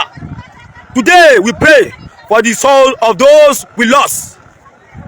May their soul rest in peace. And those ones who survived, they are still struggling for their family. Many of them are left without hope, nothing again. Most of them are just, some of them you go to their houses, you see them crying. This is so sympathetic. This issue needs a... See for yourself. We are in Mokwa here today. Look at what is happening. Another disaster is also on the way, as you can see. Look at the people all over. All we are after is our solidarity to be paid to our people. ó náà lẹ́tí rí yan àwọn tọ́rọ̀ kan wọn gbàgbé àwọn olólùfẹ́ wọn tó bá omi yẹn lọ o ẹkún àsunsùn dá wọn tí ọkàn wọn ò tí kó mbẹ o. ta náà ni ó ṣe tí ó gbàgbé ìjọba tí ó kàn àwọn lè gbàgbé ìgbésẹ̀ tó yẹ kán gbé láti bí ọdún kan sẹ́yìn wọn gbé o ṣé ọdún kan wà tó láti fi ṣe àtúnṣe tó ti bàjẹ́ àti láti fi pèsè ààyè àbí pèsè n tó yẹ kán ṣe kírò ẹ̀ mọ́ bá ṣẹlẹ̀ mọ́ ìjọba Nàìjíríà lẹ́rí yìí o state ló sì yẹ kó mójútó torí ńgbà náà palliative ó ń pa palliative jẹ ni wọ́n gbowó àwọn fi wọ́n pawó ńgbà náà gidigidi ni bóyá ń tẹ́sí tún dúró dè náà nù wípé bí rẹ̀ bá tún ṣẹlẹ̀ ní ọdún yìí àwọn ó tún fi rí palliative gbà lọ́dọ̀ ìjọba àti lọ́dọ̀ àwọn philanthropists rántí ni tí àwọn lawmakers wọn tí wọ́n ń sọ iye tó máa gbà ńgbà náà owó gidi mọ̀ ni wọ́n bù fún wọn ló ju ti corona lọ ẹjẹ́ àwọn òwò bóyá wọ́n tún dúró de kí mi ìṣẹ̀lẹ̀ ni àwọn ìka èèyàn ìka ẹ̀dá. kódà níbẹ̀ jẹ́ àyàn lọ́dọ̀ Minister of Defence níbi tí wọ́n ti ga ohun tí Mike tán sọ wípé gbogbo nǹkan ti ń dẹ̀rọ̀ pàápàá jùlọ lórí ọ̀rọ̀ insecurity pé ó ti dínkù gan-an ni bẹ́ẹ̀ náà tún sọ wọ́n níṣẹ́ àwọn lè fọwọ́ sọ̀yà àwọn lè fọwọ́ gbáyà fún ọmọ Nàìjíríà wípé àwọn ti ń rójútùú sí ọ̀rọ̀ insecurity. wá ṣe yẹn nìkan o látìgbà tí arákùnrin kan ti jáde tó sọ wípé ìkan lára àwọn terrorist àwọn Boko Haram tó pa bàbá àwọn gangan wípé wọ́n rìwọ́ọ̀dù ẹ̀ wọ́n ń fún ní owó oṣù lóṣooṣù bẹ́ẹ̀ náà ni àwọn tó bá ti pààyàn jù láàrin wọn tó mọ̀ bọ́n gbé wípé wọ́n ń rìwọ́ọ̀dù wọn eléyìí ló wá dífá ohun tí Minister of Defence tán náà fẹ́ sọ fún ọmọ Nàìjíríà pé kò rí bẹ́ẹ̀ o àwọn rìwọ́ọ̀dù wọn lóòótọ́ wọ́n ń ṣe rehabilitation fún wọn at state level subnational ṣùgbọ́n àwọn lè fọwọ́ sọ̀yà fún yín wípé àwọn òfin Boko Haram kankan lówó oṣù o mo ní ṣé àwọn tí ọ̀rọ̀ kàn gangan tí ọ̀rọ̀ bá sàn láàlò ń parọ́ ni àbí ẹ̀yin tẹ́ fẹ́ ṣe atótónu ẹ̀já gbọ́rọ̀ wọn. After 3 years of this administration, I think we're on the right track. There is no country that has 100% security. It will always have issues. The most unfortunate thing is that measures that were supposed to have been taking place for a long time has not. We are addressing these issues headlong. Terrorism and terrorist attacks in the past, the way it used to be, is not as rampant as it used to be. And if you are just like you mentioned, now we're having issues of kidnapping more than terrorism. And why is that so? The failure of family values, failure of law and order. People think when they make money, because the society has become very materialistic, people think that the way and manner they make money and society applauds them. And those are the ills that we have to fight. This challenge is a Nigerian challenge, and all Nigerians must put hands together to fight it. The president is doing so much. He's committed in ensuring that there's peace. The armed forces and the other security agencies are doing their best. We're appealing to all Nigerians, firstly, not to get discouraged. Every country goes through such situations, like we call it. It's the desert of life, the ups and downs of life. Nobody ever thought 20 years ago that Nigeria was going to go through this. Now we're facing it. It's our turn to face it, and I think it's good that we stand together, hand in hand, and defeat these enemies of the state. now you were at the helm of the CDS during years 1 and 2, but many Nigerians would argue that things have gotten worse, not better. Just this week alone, 13 people were kidnapped from their homes at about 1 a.m. in Kebbi State. 3 worshippers killed and 15 abducted during a prayer vigil in Kwara. Students in Ekiti State fleeing schools over bandit fears. Now, how do you respond to Nigerians who say insecurity has escalated under your watch? Yeah, like what I'm saying, that Nigeria is going through its trying periods. Countries go through this. It's what you make out of it that makes you better or worse. And I think we're addressing it holistically. The armed forces and other security agencies cannot cover the entire length and breadth of Nigeria. Nigeria has over 927 square kilometers. And we're just how many? And what they do is, because they want to show that there's disorder or there is insecurity, they look for soft spots where there are no security agencies and they want to attack or they want to kidnap. And, the trajectory is this. Criminality starts when people break laws and order, then it gets to kidnapping, then it gets to banditry, then it gets to terrorism. And once you start dealing with the terrorism, it now falls back towards banditry, getting back to petty crimes. And this is what we're going through. You see that we have more kidnappings now than acts of terrorism. And what it shows is that it is going down and that we need to come together to be able to address that, because the security forces cannot be everywhere. Ó mà ṣe o, kò mà easy láti defend irú ìjọba yìí o. Ṣé ẹ lè ṣe marketing fún ìjọba yìí ká sọ ibi tí ọ̀rọ̀ wà ẹ gbọ́ ṣé insecurity improve kán mọ̀ bá mi sọ̀rọ̀ ẹ o. Èmi ò ní gbà kan ṣe wà mọ́ dá sí 2 sí 3 ìsọ̀rí terrorism ti wálẹ̀ ẹ̀sùn banditry àti kidnapping. Kí ni ìyàtọ̀ nù wọn? Àwọn tán kidnap lọ́yọ̀ọ́ l'Ógbómọ̀ṣọ́ kì í ṣe rí ẹran rí ọrùn wọn. Kí ló tún fẹ́ ju terrorism lọ́nù yàn? Kì í ṣe bí bọ̀dà Musa àwọn náà kú ti jẹ́ ẹgbẹ́ òṣèlú wọ́n sì gbọ́dọ̀ ṣe agbèfọ́ba fún APC kán sàmọ́ jẹ́ kí àwọn èèyàn tó ti fẹ́ràn wọn tún hate wọn torí ìsọ̀rọ̀ wọn yìí ó ń bí mi nú. Ṣùgbọ́n ẹ má ti jà kúrò lọ́dọ̀ wọn nítorí òní ni ó pé ọdún 3 táàrẹ olódò dẹ́gorí o ẹ mọ̀ pé kí May tó parí ó ti pọ́dún 3 báyìí wọ́n bi wọ́n pé kán wá rèétì ìjọba yìí torí lẹ́yìn ìgbà tí wọ́n ṣe CDS tí wọ́n yọ wọ́n ní CDS wọ́n tún padà sídìí iṣẹ́ gẹ́gẹ́ bí Minister of Defence wọ́n jọ ń ṣèjọba ni. Kán wá sọ̀rọ̀ kàgbọ́ lóòótọ́ àwọn náà ní àwọn excuse àwọn àwáwí kọ̀ọ̀kan o nítorí wọ́n sọ wọ́n ní ká ní àwọn local government ìyẹn àwọn ìjọba ìbílẹ̀ tán náà mú iṣẹ́ ẹ̀ níbàdà tán mú lákọ tán dúró tiiri tán náà wà lákọ tán mú security kán mú lọ́kùnkúndùn wípé kó tó dé state level nǹkan ó ti àwọn state level apá àwọn ò lè ka kò ní sírù àwáwí tí Ṣèyí Mákindé ń ṣe lánàá ẹ̀jẹ̀ àgbọ̀ díẹ̀ sí lẹ́nu wọn torí èmi tiẹ̀ ní interest níbi tán ti fẹ́ sọ̀rọ̀ nípa wípé àwọn ò reward àwọn Boko Haram àjọgbọ̀n ni. Other security is one issue where we have to look at, and for us we need the states to partner with the federal government. The federal government, I think, is doing its best. States are getting their funds as required, more than they ever had. The issue we need to have is that we need to have our local governments work, because there are steps that we need to take to address these issues. Our local governments must be up and doing because crime is local. If local governments are working, they'll be able to tackle these things within their own area before it gets to the state, before it gets to the federal. So I think it's a whole of society approach to security. Now, as a Minister of Defense, now I'm dealing with the administration with policy making to support members of the armed forces. As the Chief of Defense Staff, I was directly involved, so I could move troops, I could do this. Now we bring out what we use Mission Command, and we tell them, look, we need this place to be secured. The way manner they do it is left to them to be able to carry out. And then the troops are actually doing their best, considering the situation we're in. We want to also ensure that they get the required equipment because we need to change our equipment. We need to improve on the equipment we're having. We don't produce what we need. And that's one of the greatest challenges we're having because we don't produce these equipments. The president have approved and signed the DICOM bill, enabling us now to partner with other countries that produce such equipments. Places like Turkey, like Brazil, like South Africa, like Egypt, China, and so on, that are friends of Nigeria. We are working with them. We have started producing some of these items. Our youths have started producing drones that we need. If we don't produce what we need, it's always very difficult, even with your money, to get what you need to fight with. Right. Now, I want you to be honest with me, General Musa. Now, if you were to rate this government's performance on insecurity from 0 to 10, where, of course, 10 is complete security and 0 is total collapse, what score would you give? And be honest, please. Would Nigerians agree with that score? I'll give ourselves 65, 70. 65%? Because no nation is free. Yes, 65, 70. You were saying no nation is totally free from crime and criminality. Yeah, no nation. I'm sure you are sure that the level of terrorism across has actually drastically reduced. Now we have acts of terrorism. And terrorism, like I said, is a social vice. Failure of family values. People, we have seen fathers kidnapping children, children kidnapping each other, brothers kidnapping sisters. It tells you that there's something wrong with the family. We need to also look inward to see how we can now develop those aspects. Again, the issue of education, people to understand that, look, to make money, work very hard. Don't look for shortcuts. Most of these people taking part in those kidnappings and all this are looking for shortcuts. And again, you can't rule out politics because what I ask you is, most of these people they are kidnapping are people that don't have anything to offer. And you're asking, you kidnap somebody and ask for 1 billion naira, knowing that the individual you are kidnapping cannot offer. So what are you doing? Who are you expecting to pay that money? And that's to tell you that there's sometimes you can look at that acts of sabotage to make the government look weak or to make the country look ungovernable or whatever. But however it is, the armed forces and the security forces are working tirelessly to address those issues. And I can tell you, Nigerians working with us, and I want to appreciate Nigerians.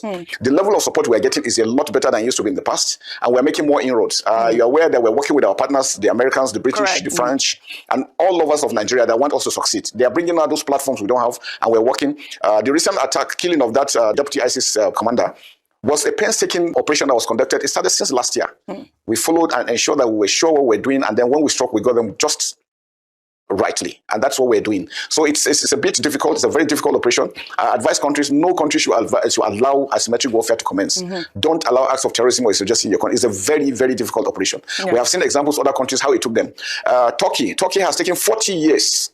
It is now that they're getting over it. And we're learning from them because, again, they'll be able to develop their capacity to develop their drones, their military equipments. Now we're partnering with them. We're developing our special forces. We're getting experiences from them. We're working with the French, with the Brazilians. So everybody is putting hands on deck to ensure that we achieve success. Ó dá o ìtẹ́ ìwé náà ó tó ṣùgbọ́n kẹ́ tó wá mọ̀ lọ afẹ́ mọ̀ nípa arákùnrin kan tó fẹ̀sùn kàn àwọn tán wà nídìí safe corridor wọ́n náà ń san owó tabua fún àwọn tí wọ́n ń rehabilitate kúrò nínú Boko Haram àwọn tí wọ́n sì pa èèyàn wọ́n lè sanwó fún wọn èló lẹ́ ń san fún wọn ṣé lóòótọ́ ni.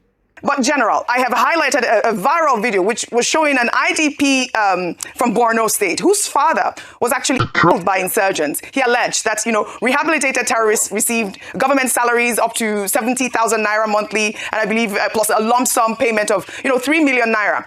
And government provided vehicles. This one terrorist he named Adamu, I believe he said that the man killed about 96 people in one day, and he was given a Hilux. I mean, on the other hand, we're even seeing, our officers. We've seen police officers. Recently, I talked about one who was shot 5 times fighting bandits in Kaduna.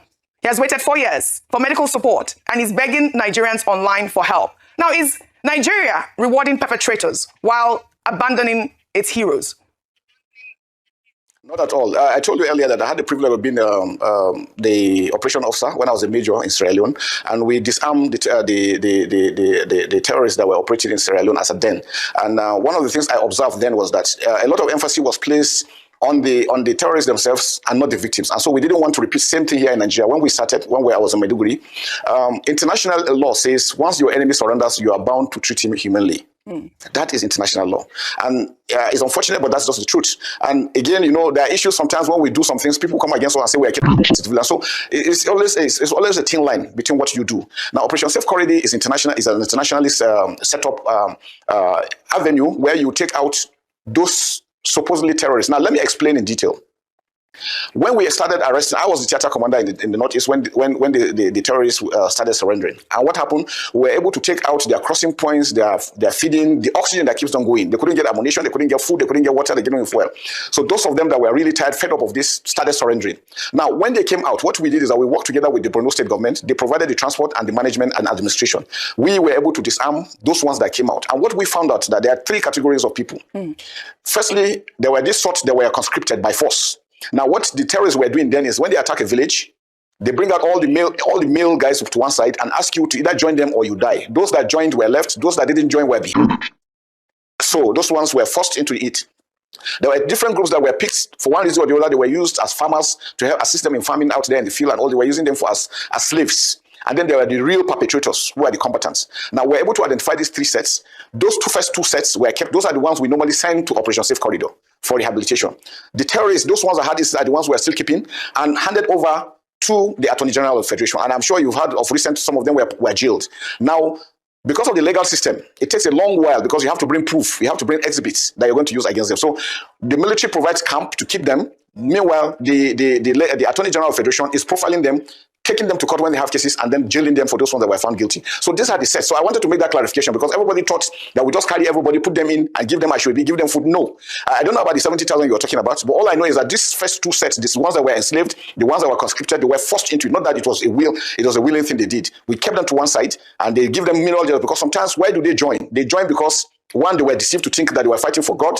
Some of them were deceived because they were poor and they felt that was the only way they could have some, because those guys had money to give them. They enticed them with money and promised them heaven and earth, and so they joined them. So when we treat those ones and they were given some skills, they are rehabilitated back into the community. And I can tell you where we keep monitoring them, and there is none that has really gone back and that has gone bad, because we're also monitoring what they're doing. But those perpetrators are kept to one side. Now in Borno, the governor, I remember we had a stakeholders meeting where an individual came because we had to bring the victims. One of the representatives of the victims, I remember very clearly, came and said that he killed 9 of his brothers, 9 of his family members.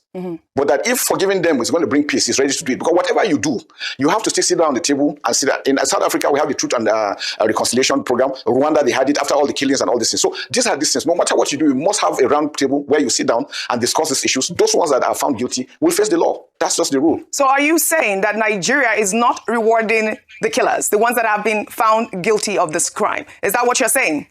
Not at all.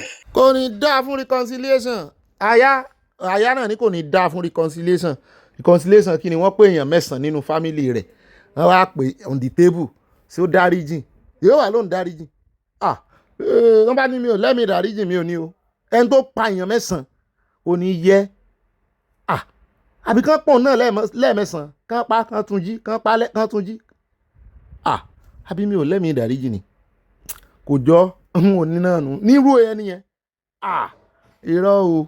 Ṣùgbọ́n ẹ rí i pé ìdáhùn wọn kò lọ déédéé. Torí irú arákùnrin tó sọ̀rọ̀ yẹn tó ní wọ́n pa bàbá òun. Wọ́n pa àwọn èèyàn 4 kọ́ ló ná pa nínú fámílì òun. Tó dẹ̀ sọ pé ẹ tún sanwó fún un. Ṣé kò yẹ kẹ́ ẹ pè é kẹ́ ẹ ní kó wá ṣàlàyé fún yín? Tẹ́ ẹ bá sì ti wá rí ẹni tí wọ́n náà ń fún lówó tán tún gbé mọ́tò sí ń dì ẹbí pé ṣé ó fẹ́ reconcile ẹni tó pa bàbá rẹ̀ rè, ṣó fẹ́ dáríjìn? Wá ti lóhùn ò dáríjìn, ẹ fi àtòtọ́ jẹun tó pààyàn, kò jù bá náà lọ.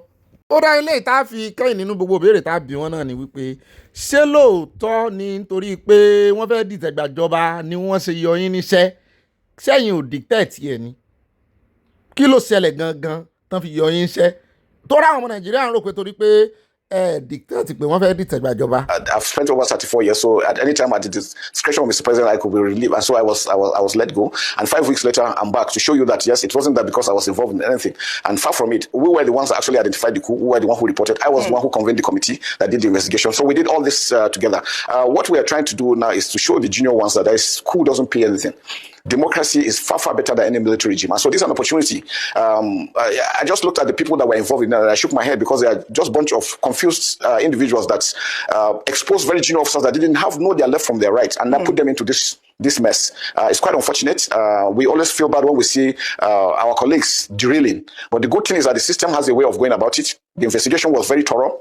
The prosecution now is going, and the court martial will go as planned, is ongoing, and we're giving them all the benefits to defend themselves. But the facts on the ground are very, very clear, and I can tell you that we're following all the processes. Nothing is hidden. It's quite unfortunate what they did. They had no reason to do that. The country was going very well. The armed forces have been taken care of quite very well. We've never had issues with our salaries. Efforts have been made to even increase our salaries and our allowances. Our troops are doing quite very well. We're getting more equipment to fight and make sure of this. And anybody who is thinking of planning, I think it's just wasting time. Even the civilians in Nigeria will have taken them down. So I think it was just foolhardy for them to have done what they are trying to do or what they wanted to do. Ó dẹ̀ káàbọ̀ padà ẹja wá yà ní ọ̀dọ̀ ká tó lọ sọ́dọ̀ ẹja fi lè ṣe last one ká tó lọ sọ́dọ̀ Tọ́pẹ́ Fásùà tó ń sọ fún wa pé gbogbo crude oil tó wà nínú ọpọlọ àwọn ọmọ Nàìjíríà tá a rò pa ní tá à ń pera wa ní oil producing country pé 35% lásán la ní stake sí o. Òun láfi kẹ́yìn ìròyìn ẹja kọ́kọ́ yà lọ́dọ̀ bọ̀dà Láolú Àkàndé wọ́n ní kì í ṣe agbẹnusọ ààrẹ o agbẹnusọ vice president mo náà jẹ́ wà lásọ̀rọ̀ kínní àìsáwà gbọ́rọ̀ lẹ́nu agbẹnusọ àwọn vice president mo jẹ́ pé vice president fúnra ẹ̀ gan ceremonial ni agbẹnusọ vice president wọ́n jọ wá capacity kan náà jọ wá ọ́fíìsì ló yàtọ̀ òun ló wá ganu sí máìkì lórí ọ̀rọ̀ ti VDM wípé bó ṣe ń ṣe kọ́ ni ìbọ̀dà báyọ̀ ṣe ṣe yẹn o pé wọn confirm ẹ̀kan tó sáré jáde tí àṣejù VDM bá tiẹ̀ pọ̀ too wrong don't make it right. Video of Very Dark Man. Yeah. And of course, the fact checkers have revealed there was an anonymous user who extracted VDM's video and superimposed an AI-generated clone of the president's voice over it. And then the contents, the cloned audio maliciously claimed that the administration intentionally allowed regional insecurity to persist to secure political leverage for 2027. I think one of the strangest things about this story was the fact that the presidential spokesperson responded to this before the verification as to whether this was a real situation or not. And that response from Mr. Bayonanuga is on screen right now. He's saying that VDM needed to be to face the weight of the law, after being a conveyor and disseminating what he called false news and things like that. It's a very strange era that we are technology-wise, where people are mischievous and they will do all kinds of things. Right. You've been a presidential spokesperson. Luckily, you didn't have to deal with a lot of things like that. Although there were some during the end-size period that you had to handle. How should the presidential spokesman have handled this situation before coming out to make that statement? I think that, to look at it from both sides, I understand the need to debunk it, to say that the president did not say these things, come on. But yes, you're right, that maybe the villa should have been able to authenticate the video itself and say that, look, we even know that this is fake. So I guess that is where they dropped the ball, But to say that this is irresponsible, the president did not say this. I think that is the right thing to do. Okay. But the problem is that now you are calling out this guy who was also the victim of AI manipulation. Yeah, and that it would be ideal to cross all the T's and dot all the I's before a presidential statement is released on something like this. Yeah. But also, the second part of my question, which was, getting ready for how much of this we're going to see in the coming months. Yeah. It's going to be a lot. It's going to be, now that we are getting close, the parties are bringing their candidates, we're going to see a lot of shenanigans, and it's going to be a challenging time even for journalists, even for public commentators, for politicians. But I guess everybody just has to be at their best game. What are the laws on this? So that people who are planning to do this sort of thing know and that's the point. What the ramifications are. Yeah, very good point, Kela. So we need to be able to get some of the perpetrators of this act and actually let them face the wrath of justice for this kind of behavior that worsens our situation, that threatens our cohesion. Ó rẹ̀ káàbọ̀ padà ilé láàmú fi káde gbogbo ìròyìn lẹ́bàá yìí ó ẹjẹ́ lọ sọ̀rọ̀ bọ̀dà Tọ́pẹ́ Fásùà níbi tó ti ń já wá sí wípé òun ti sọ́rí nítorí wípé àti ìparí ìròyìn o ẹjẹ́ àkọ́kọ́ dọ́dọ̀ Sowore o. Ó dáa níbẹ̀ ẹjẹ́ àkọ́kọ́ yà lọ́dọ̀ Sowore bá a bá dé á padà sọ́dọ̀ bọ̀dà Tọ́pẹ́ Fásùà torí gbogbo ìbéèrè tán ti bi Minister of Defence lórí insecurity nígbà tí wọ́n bi Ọ̀gbẹ́ni Sowore wípé bó bá tiẹ̀ wá pàpà jẹ́ president bó ló ṣe handle insecurity. I've mentioned that to get these guys out of wherever they're hiding, make sure that we pursue and liquidate them. We have to have equipment, we have to use technology, we have to have honest leaders and supervisors and officers who are not staying in Abuja fighting over land, but actually fighting wars. Generals who can actually strategize and do what is right. have a police force that can carry out internal security of the country and are not escorting people or arresting people for insulting people on Facebook, you know. And I have said it, and I'll repeat it here again, to the utter surprise of everybody, that if I become Nigeria's president tomorrow, my Minister of Defense will be a drone. That's how much I believe in technology. I like that. Yes. Right. And that, you know, that drone will fly everywhere. Or maybe you should make artificial intelligence. That's part of it. Your Minister of Defense. Yes. I'm just going to have, you know, a control center where people sit down and just, you know, track terrorists and liquidate them. You know, but ultimately, you must create a society where people can find jobs, go to school. True. Yes. And not be willing to. Nigerians are already seeing a non-revolutionary Nigeria that is in chaos, that is torn apart and unstable and ungovernable. So we are offering you the direct opposite of what you're seeing now. You're offering a different type of chaos. Not chaos. It's going to be order, it's going to be prosperity, peace, and progress, but in a very, very complete way, in a way that you can feel it. Those who might want to also not make it possible would also feel it. So that is why we're different. Ask yourself, we are not in a revolution and we're in chaos. You know, just check and imagine what the situation would be with Nigeria if I were to be in charge, what your money would be, what your nights would be, what your schools would look like, your trains would look like. And this is why the conversation has been about a revolutionary process of change. Right. Ọ̀dà náà lẹ́tí gbọ́ lẹ́nu Sowore yìí o, ṣùgbọ́n ọmọ Nàìjíríà láwọn òbí agbóhun tó sọ bọ́ọ̀lù òun ó ṣe fi AI drone ṣe olórí ogun. Èèyàn náà ni ó wà ń di at the end of the day pé tán bá fẹ́ èèyàn gidi sí di drone. Yóò kàn mọ́ ṣèṣekúṣe yóò gbàbọ̀dé o. Àti wípé àwọn tó fẹ́ dojúkọ náà ta ló sọ fọ́pọ́n náà ò lè lo drone. Wọ́n láwọn ìgbà tó fẹ́ wọ́n ní tó sọ yẹn wọ́n ní kò sọ̀rọ̀ bíi leader. Excuse ló náà mọ̀ wá bó bá débẹ̀. Ìwọ tó yẹ kó rè ọjọ́ wo ni àwọn ológun tẹ̀lé ọ lọ ilé ẹjọ́ ǹjẹ́ ìṣe 2 years ago or 3 years. Ìwọ tó yẹ kó lọ wá ògùn níbi tó ti dájú. Mo ní AI tiwa nù tradis AI táwọn òmòjútó nù AI wá gbòde kan àwọn tó ṣe AI gan AI ti sú wọn nítorí wípé wọ́n ti ń complain pé ó lè dálé ayé rú. Ó ga artificial intelligence nígbà tí human intelligence fail tó yẹ kán fọpọlọ sí wọn fọpọlọ sí artificial intelligence ṣé Boko Haram náà wà ní ìlú tiẹ̀. Ó dáa ní báyìí já padà sórí ọ̀rọ̀ ti Tọ́pẹ́ Fásùà tó ń sọ wípé alépo rọ̀bì Nàìjíríà ò ní ju 35% lọ lórí ẹ̀ mú ni ń wo ló wá ní 65%.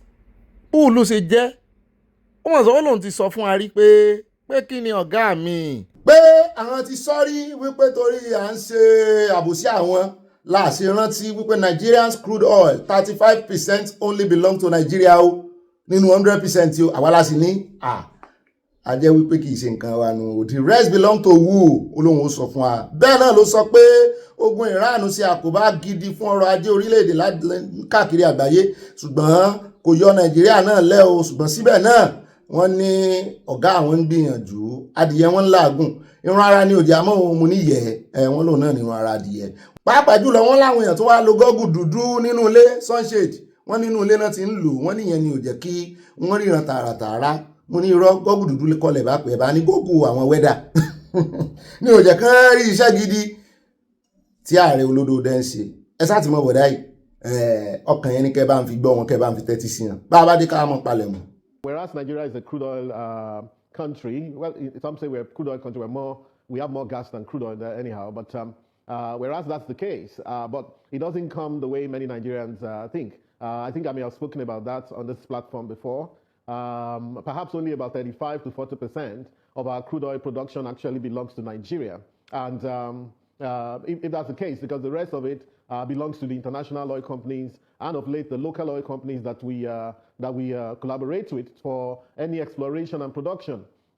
Therefore, we can only plan on that 35 to 40% of crude oil as well. And luckily, anyhow, in fact, the reason why Nigeria may get a little bit more than before is because of the Executive Order 09 that Mr. President signed, which compels the NNPC to ensure that a lot more of the proceeds of crude oil and gas actually gets to the national coffers. So that's what we have seen. We are seeing an economy that is more and more driven by the non-oil sector, beyond the oil sector, in spite of what has happened. But the general spike in the price of crude oil has led to the price of petrol and other derivatives going up, which also has driven inflation. And of course, the higher the inflation, the lower the growth. So if we hadn't seen this much inflation, which has climbed back to about 15.6% or thereabout, perhaps we would have seen a higher growth. But it's encouraging because the nominal GDP, the Naira GDP for that quarter was about 110 trillion, meaning that if you multiply that by 4, averagely we should be expecting to close this year at about 450 trillion. And that will be significant if we can close this year at 450 trillion. As a matter of fact, the last quarter GDP is the more, usually the more significant GDP because the year usually starts slow.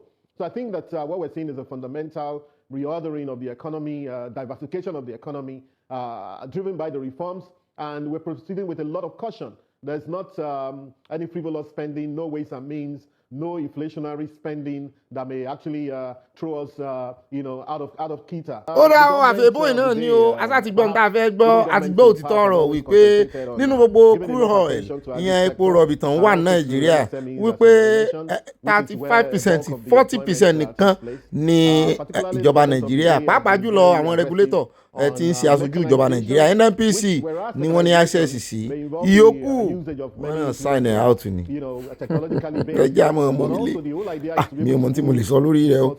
ó dáa ní rí báyìí lọ́nù ìròyìn tòní o a dúpẹ́ fún ọlọ́run a sì dúpẹ́ fún ara wa ọlọ́run ẹ ṣé o ẹ tún bá wa ṣètò ní o. ní báyìí ẹ járe mọ́ ṣe thank God this Friday àyà ló ń fẹ́ host wa ní abalẹ̀ ń bára ìbáyìí báyìí bá pín ó bá dénú yín o. God bless you and I love you. Happy thank God this Friday.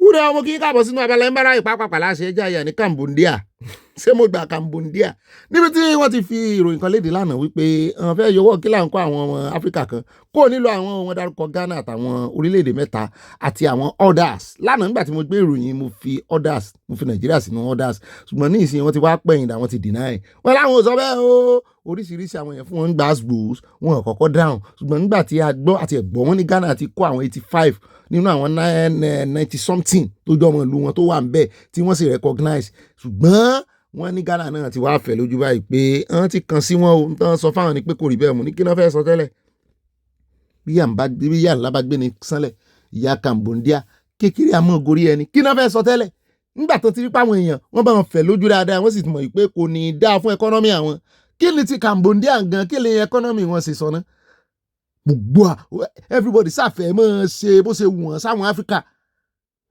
kì í ṣe bí wọn ó dá wọn sáti kọ̀ wọ́n ní kò rí bẹ́ẹ̀ ẹja kó ń bẹ́ járe ọ̀rọ̀ wọn ò lè sí ẹja wáyà lọ́dọ̀ bàdà Ṣèyí Mákindé àwọn èèyàn wá ń pín fọ́nrán kan jáde wípé Ṣèyí Mákindé ò ní ẹnu ọ̀rọ̀ o wọ́n ní sọ́ọ̀tì gbàgbé ni nígbà tí wọ́n Supreme Court ṣe òfin wípé kí wọ́n rè sí autonomy fún gbogbo àwọn ìjọba àbílẹ̀ wọ́n ní bàdà Ṣèyí jáde nígbà náà wọ́n láwọn ò ní sí autonomy fọ́nrán rẹ̀ wà ẹja ọkọ̀ tẹ̀sí ká tó wá lọ sọ́dọ̀ BKO nípa òfin kan tí bàdà Ṣèyí Mákindé ṣe wípé kí gbogbo schools pàápàá jùlọ lórí ọ̀rọ̀ excursion pé kán rè fagilé náà wọ́n wá fẹ́ bá wa sọ wípé ṣé Ṣèyí Mákindé gẹ́gẹ́ bí gómìnà só ní agbára rẹ̀ só ní ipa rẹ̀ mo ní kò sí ẹ̀sìn tó kà wá pẹ̀lú yẹn bí kò sí kórè ìgbà àwọn ọmọ ilẹ̀ àtàwọn mọ̀mọ́ wọn ń tà fẹ́nu.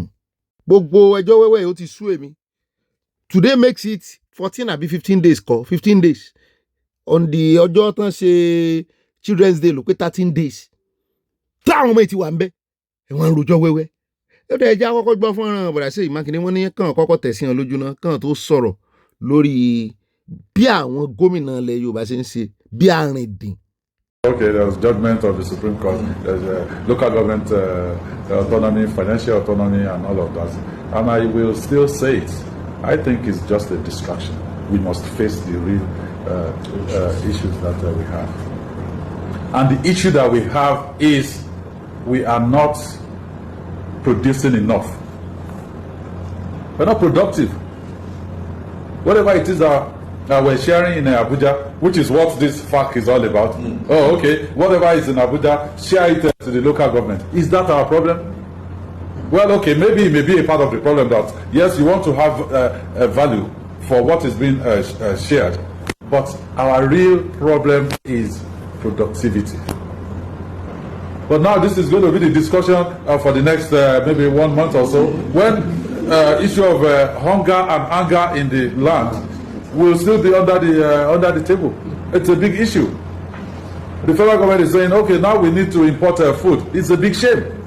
Yes, it's a big shame on this country. We cannot feed ourselves. And then you're saying we should go back to those things that will allow us to bring confidence back to our people and to ensure that this country is back on the path of growth and progress.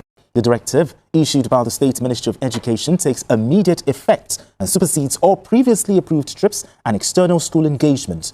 Meanwhile, Ogun State government has planned to deploy Amotekun and vigilante personnel to secure schools. Mikio, is the Oyo State government right to suspend all school excursions and field trips, over this rising security situation? They are right. They are right. There are steps that they should have taken in the past that they didn't take. I was very hard on governors here, Southwest governors, because the Southwest governors dropped the ball. All of the suggestions made to them about how the region can be, the geopolitical zone can be protected. What are they doing about it? You call for summits. At the end of the day, we don't see anything coming out of those security summits. So what is the meaning of this summit?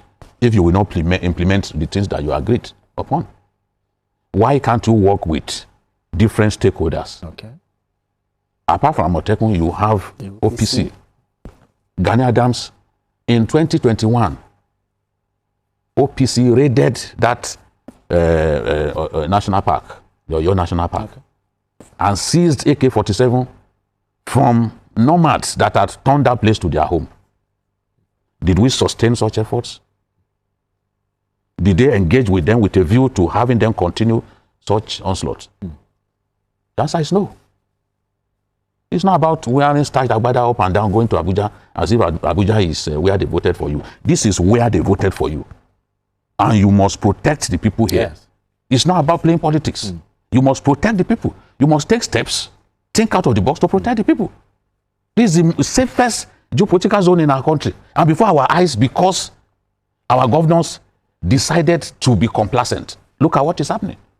A friend of mine who was in government in Katsina, he said before things degenerated in Katsina, we had that kidnap of the government science secondary school students, Kankara.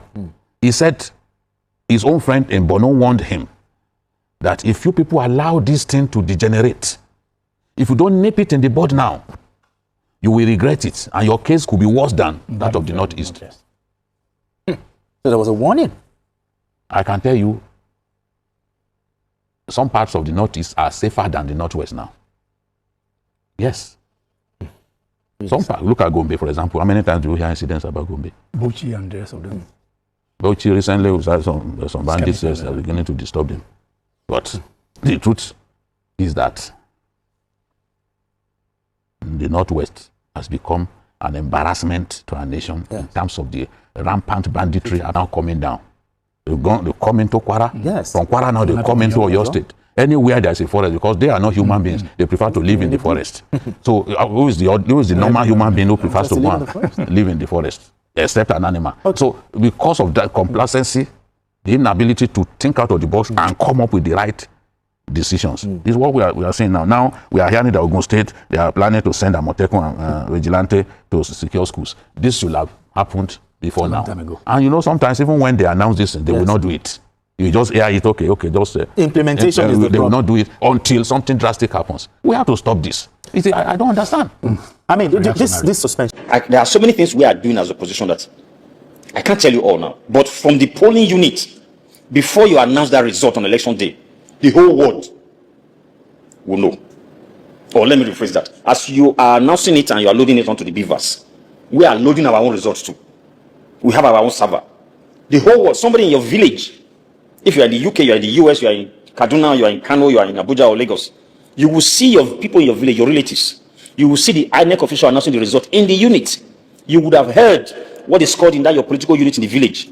And that's what we'll do in every unit in this country.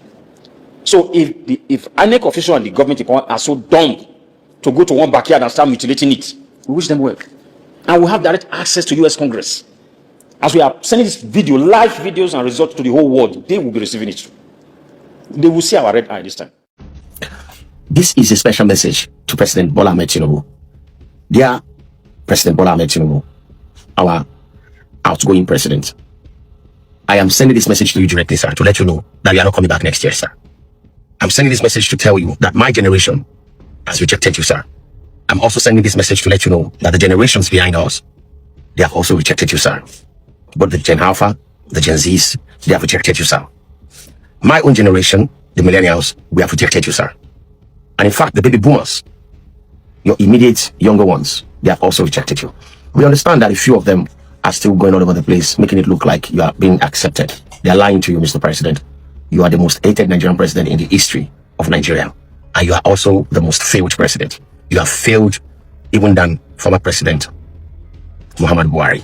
And of course, now we are beginning to wonder why his government was that bad. Because majority of the people that served in his government were your people. You have failed us, Mr. President. And so you are not coming back. I'll mention just 4 things. It used to look like a movie when kidnapping started in Nigeria. Under the APC, it had become a daily reality amongst Nigerians. That is a reality that will end next year when Peter Obi becomes president.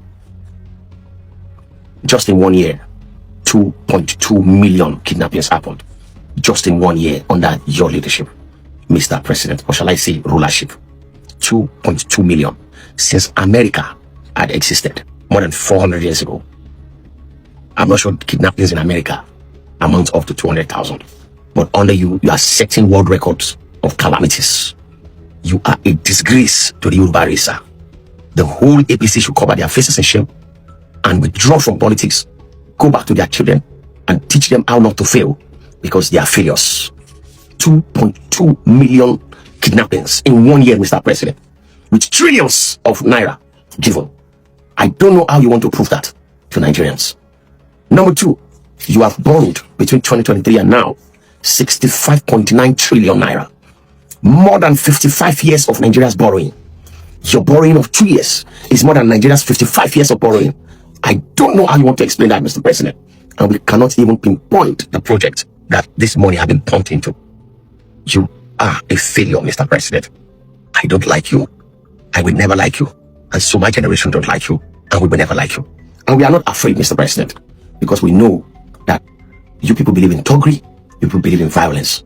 But Mr. President, how many violence do you have against the unity of Nigerians? Because we are going to speak in one voice against you, sir. And Mr. President, I am not afraid of you, Mr. President. We are not afraid of you, Mr. President. We will vote you out. We will defend our votes. We will count it, and we'll see you go back to your house to face your grandchildren and be whatever role model you want to be to them. I still pray that God bless you and grant you the wisdom not to push harder, because you cannot push against the people, Mr. President. And the people of Nigeria have rejected you. Emo, have rejected you. Ilẹ̀ ti kọ̀ yín, ayé ti kọ̀ yín, ọ̀run ti kọ̀ yín, ìgbà ti kọ̀ yín. And there's nothing you can do about it, Mr. President.